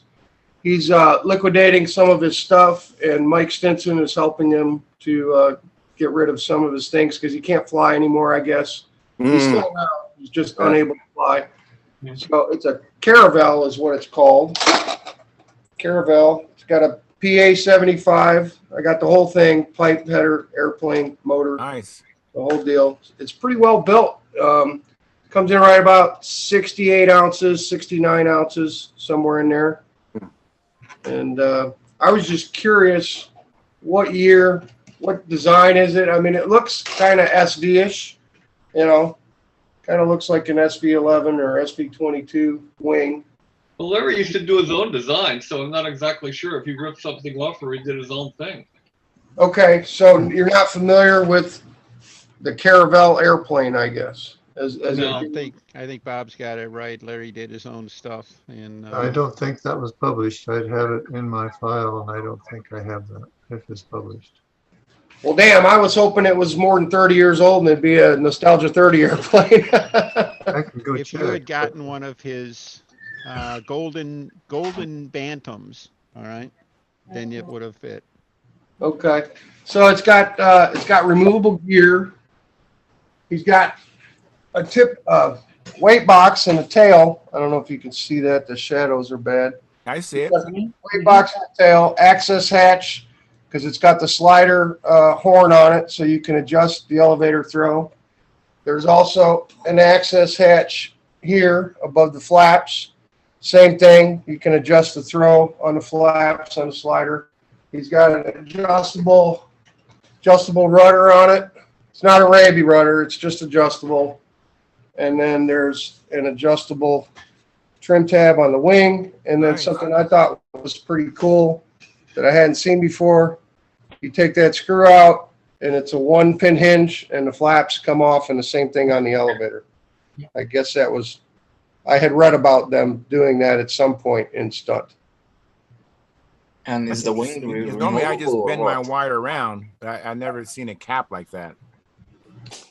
By the way, I Well, would you- take that 08 on the fin as a pretty good indicator of how old it is. So I think it's 80. I think it's 2008. You think it's 2008? Yeah, if it has a PA in it, it's not 1980. Oh, yeah, you're right. You're right. I was looking at it the wrong way. Okay, so yeah. But I mean, it's pretty, it's clean. There was only one little ding in the wing, one little split of hanger rash, and I had some yellow peel and stick monocoat. So I just covered that up. The other thing he had too, the glow driver went here on the side. That's He nice. had a wire running to like a spark plug. Remote. I Yeah. like that. I do that all the time. Yeah, I got rid of that. I didn't like that. Larry's Oh, an the other, excellent builder, and he usually built lightweight stuff. The other- That's a good get. the other cool thing is this little screw right here, and there's one on the other side of the fuselage. That's the bottom of the tank platform, and you can raise and lower the tank just by adjusting, loosening those two screws. You can go up and down with the tank. Nifty. That Oh, does that's sound neat. Now, what kind? Is this a metal tank or a clunk tank? What? It's a metal tank. I'm guessing looks like it's about 8 ounces. It's homemade. It's one he made. It's not commercial. I can tell that he soldered it up himself. So, Nice. Yeah, Larry was really resourceful. He was a good modeler. Mhm. Okay, I He did just, a lot very I just later. looked, Whoa, I just whoa. looked in my book of, stunt design's been published, since old time. Old time's another book, but, there's no Caravel here. It's, so at least not been published here. nothing published. Okay, well, that's fine. I'm gonna, Dean, what are you flying tomorrow? Hang on, Steve. Is Mike done? Don't interrupt Mike. Let him finish. He's been yeah, I waiting. wasn't quite finished yet, but no, go ahead. It's all good. I'm done. All right. Thanks, Mike. Appreciate it. Go ahead, Steve. What was you asking? What are you flying tomorrow, Dean? Pattern, FAI. FAI pattern, you know. Oh, okay. I didn't know if you're flying old time. No, in RC, we've got the nostalgia event, we got the ballistic pattern event, and we got the senior pattern event, 3 different sets of rules. And the whole nostalgia, old time thing hasn't really consolidated yet countrywide in RC. Oh, okay. Hey, So you guys, Senior pattern's really big down south. Ballistic pattern seems to do well out west, and Howard, you had a question? yeah. Yeah, I wasn't sure who was first. Was it John or was it Howard? No, Because when I have a person as a big screen, I can't see the hand raised until I go to the gallery view. And when I went to the gallery view, I saw both hands were raised. I have no idea who was first. let Howard go first. Bob, have you noticed increase in battery consumption with your elevator doodads? Yes. A lot? Yes. No. You're saying it's what, about 100, 150 mils? Yeah. It's been so long since I've flown it now, so I forgot what it was. But it wasn't significant. But I forgot the exact number. But it wasn't. You're using more with the little drag plates. Yeah, we're a lot I more. remember you telling me it was about 100 or so. 100 or so. Yeah. Okay, thank you. Yeah. Hey, We're gonna John. head out. All right, thank you, Bob. Unless John had a question for you. John, do you have a question for Bob? No, I got a call from Gordon Delaney today. All right. Well, thank you, Bob and Dean Pappas. Thank you very much, you guys, for coming in. Yeah. Everybody, it was a thrill to see you. Good to Howard, see Good to you. see you. Nice meeting you for the first Glad time. Nice I to see think. you too, big brother. So Yeah, okay, Danny. We'll see you soon. See you guys later. Bye-bye. I was going to share real quick picture of his plane and his Sure, let me report. make you big, John. There you go. Okay, his report on it is that those little Magnum XLR engines, those 15s, are really turning 13.8 and needs to be around 13.1. So he's working on that, but he's got them pretty well matched. They both shut off at the same time, which is almost unheard of with IC engines. He's lowering the compression on it by putting a head gasket in there. But the plane, he says, flies very well. He took a little elevator out and adjusted the CG aft a little bit, and he says the plane really turns. So all in all, it's proven out that he needs a couple more test flights and some more work. You know, he's a motorhead; he'll get it. But that's what it looks like for those that haven't seen it. By the way, John, when there's no image, it's a black screen. What? Unless other people can see it, I can't see it. I don't see it either. No, it's black. It's black. Okay, hold on a minute. The airplane's not black, is it? No, it's red. Turn on the lights in the room. I'll try that. Okay. Well, Howard, were you flying your new plane? Or just practicing? That's the report. That's the report, and I'll turn it back to wait a minute. It says open with. I've done Howard, did you see the entries at the Worlds? Not recently. There are only like 20 some people over there. Oh. It's just odd. I mean, just it doesn't make any sense. What's normal? A bunch, I think 40 or more. 70, 80. Yeah. If That not is more. off. Last time I looked, it was only the Germans. So. Yeah, that's is there something I don't know then I need to know, or have you heard anything? I mean, obviously, Ukraine is right next to Poland. I mean, we're within less than 100 miles from the border in a war. So I don't think it's in that part of the country, though. It's eastern Ukraine where they're all at right now. Yeah, but where's it in? Yeah, but where's it in Poland? Is it close to Ukraine? no, kind of middle of the Poland, you know, a little bit north. Middle of Poland. Yeah, North see, I didn't central. know where it was at. Hey, Lynn, thanks for coming Hey, in, by the guys. way. Vloklavok. Yeah, it's east and a little north Warsaw, if I remember right. Yes. Yeah. Yeah, that's correct. I mean, just like I need to pay my entry over there, but I wasn't sure like what the heck is going on.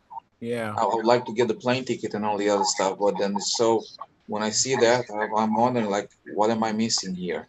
Well, you might have a chance to win the world championship. I don't want to win it like this, you know. Well, I understand. I understand that. You got to beat Howard, though. Yeah. And when is it? Yeah, what August. kind of win is that? August 8 to 14, something like that. Coming up. Yeah, August. No, 14th is gonna be over. Are the American team, are they all paid up and stuff through the AMA or not? I hope so. Well, I didn't know. If Tryon was looking to see who was paid and who was registered, I was just wondering if you've seen the American players on there yet.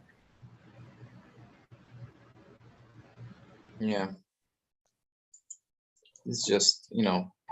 Chinese will be there for sure. They hadn't signed up last I'd heard. They haven't signed up? Not the last thing I saw. They had not. Yeah. If you look at the entries for the World Championship, I can share the screen if you guys want to see it. Okay. Yeah. Go ahead. Go ahead, Lynn. Go ahead, Tryon. All right. Here we go. Just a second. Let me open this guy here. Share screen. There it is. Yeah, So I see it. So if you see this, let me move this out of the way. And Germany, Switzerland.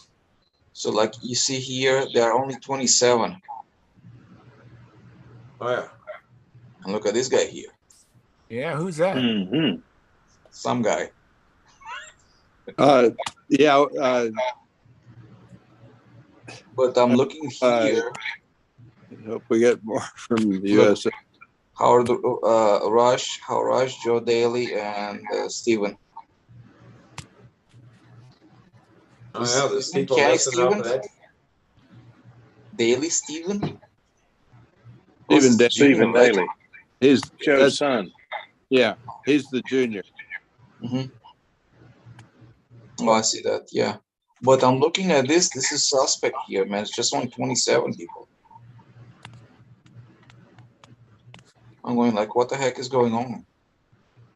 From the normal 80. Okay, China's on there, right? Just Yeah. one. Yeah, that one guy. Yeah, and let me show you something else here. If you get out of here and you go to the main, look at the Warsaw World Cup, and well, let me see the World Cup. This is just a little event that's just before that. And if you look here, there are well over 50. So what's going on? I mean, why, all of these guys go to the World Championship as well? You're gonna fly the World Cup too, Tryon? I'm sorry? Are you flying the World Cup also? I wanted to, but they only take 35, so I'm kind of outside of the range. I'm here. See that? Oh yeah. Well, there might be some dropouts there. You like get on the list. I'm on the Oh, list. you are on the list. That's you. That down there. Okay. Yeah, I am on the list, but look at this here. The whole Japan team is out. Yeah. Removed on request. I mean, what the heck is going on? Not even the Polish guys are not. If you go, if you look at this, I'm gonna get out of here for a second. So I don't see any Canadians either. look, entries at the world, World Championships, right? So if you look at the World Championships entries at the list, here, where are the Polish guys? Not even the Polish guys are here. It looks like they haven't posted them yet. Maybe they haven't paid their entry fee or something yet. I haven't either yet, but I'm here. But you're there. Yes. It's odd. Exactly. Yeah, where's the Canadians? So, where's the Canadians? No Canadians. Yeah, don't see them either. Yeah, but they're not allowed to leave their country. Oh, brother, what do you mean we're not allowed to leave? Oh, you guys can leave the country now? Yeah. I was just joking with you. I'm going to have more trouble leaving your country than leaving mine after I get there. So it looks like the Germany, Sweden, Denmark, Czechoslovakia, Netherlands, France, the Slovak team. It's only one Chinese. 2 Israels. Yeah. The Romanians, Americans, and Belgium. Where's the rest of the countries? Well, and with South the America, Chinese, that's the guy who won. So he's the champion. Yeah. So he's there, but the team isn't the there. reigning champion is that. But that's person, junior. There's no Chinese team. Yeah. I mean, what's going on? That's a great question. Oh, that's right. That's right. The junior champion. That's the guy that will get Samantha. So he And look, gets to it's go just back one. as a champion. it's just one Chinese. What is the rest of the team? Yeah, the They whole always team. come Well, in full force, right? and the Chinese guy won the regular championship, so the Chinese can actually have 5 people there. So right now I'm afraid. I mean, what's going on with this? I understand in speed, in the speed event, some kind of judge already dropped out, or you know, it's weird stuff is going on. Let's put it like that. It looks like it. It definitely looks like it. Yeah. I'm going to interrupt Tryon because I want to end the stream soon. We can continue in the after party.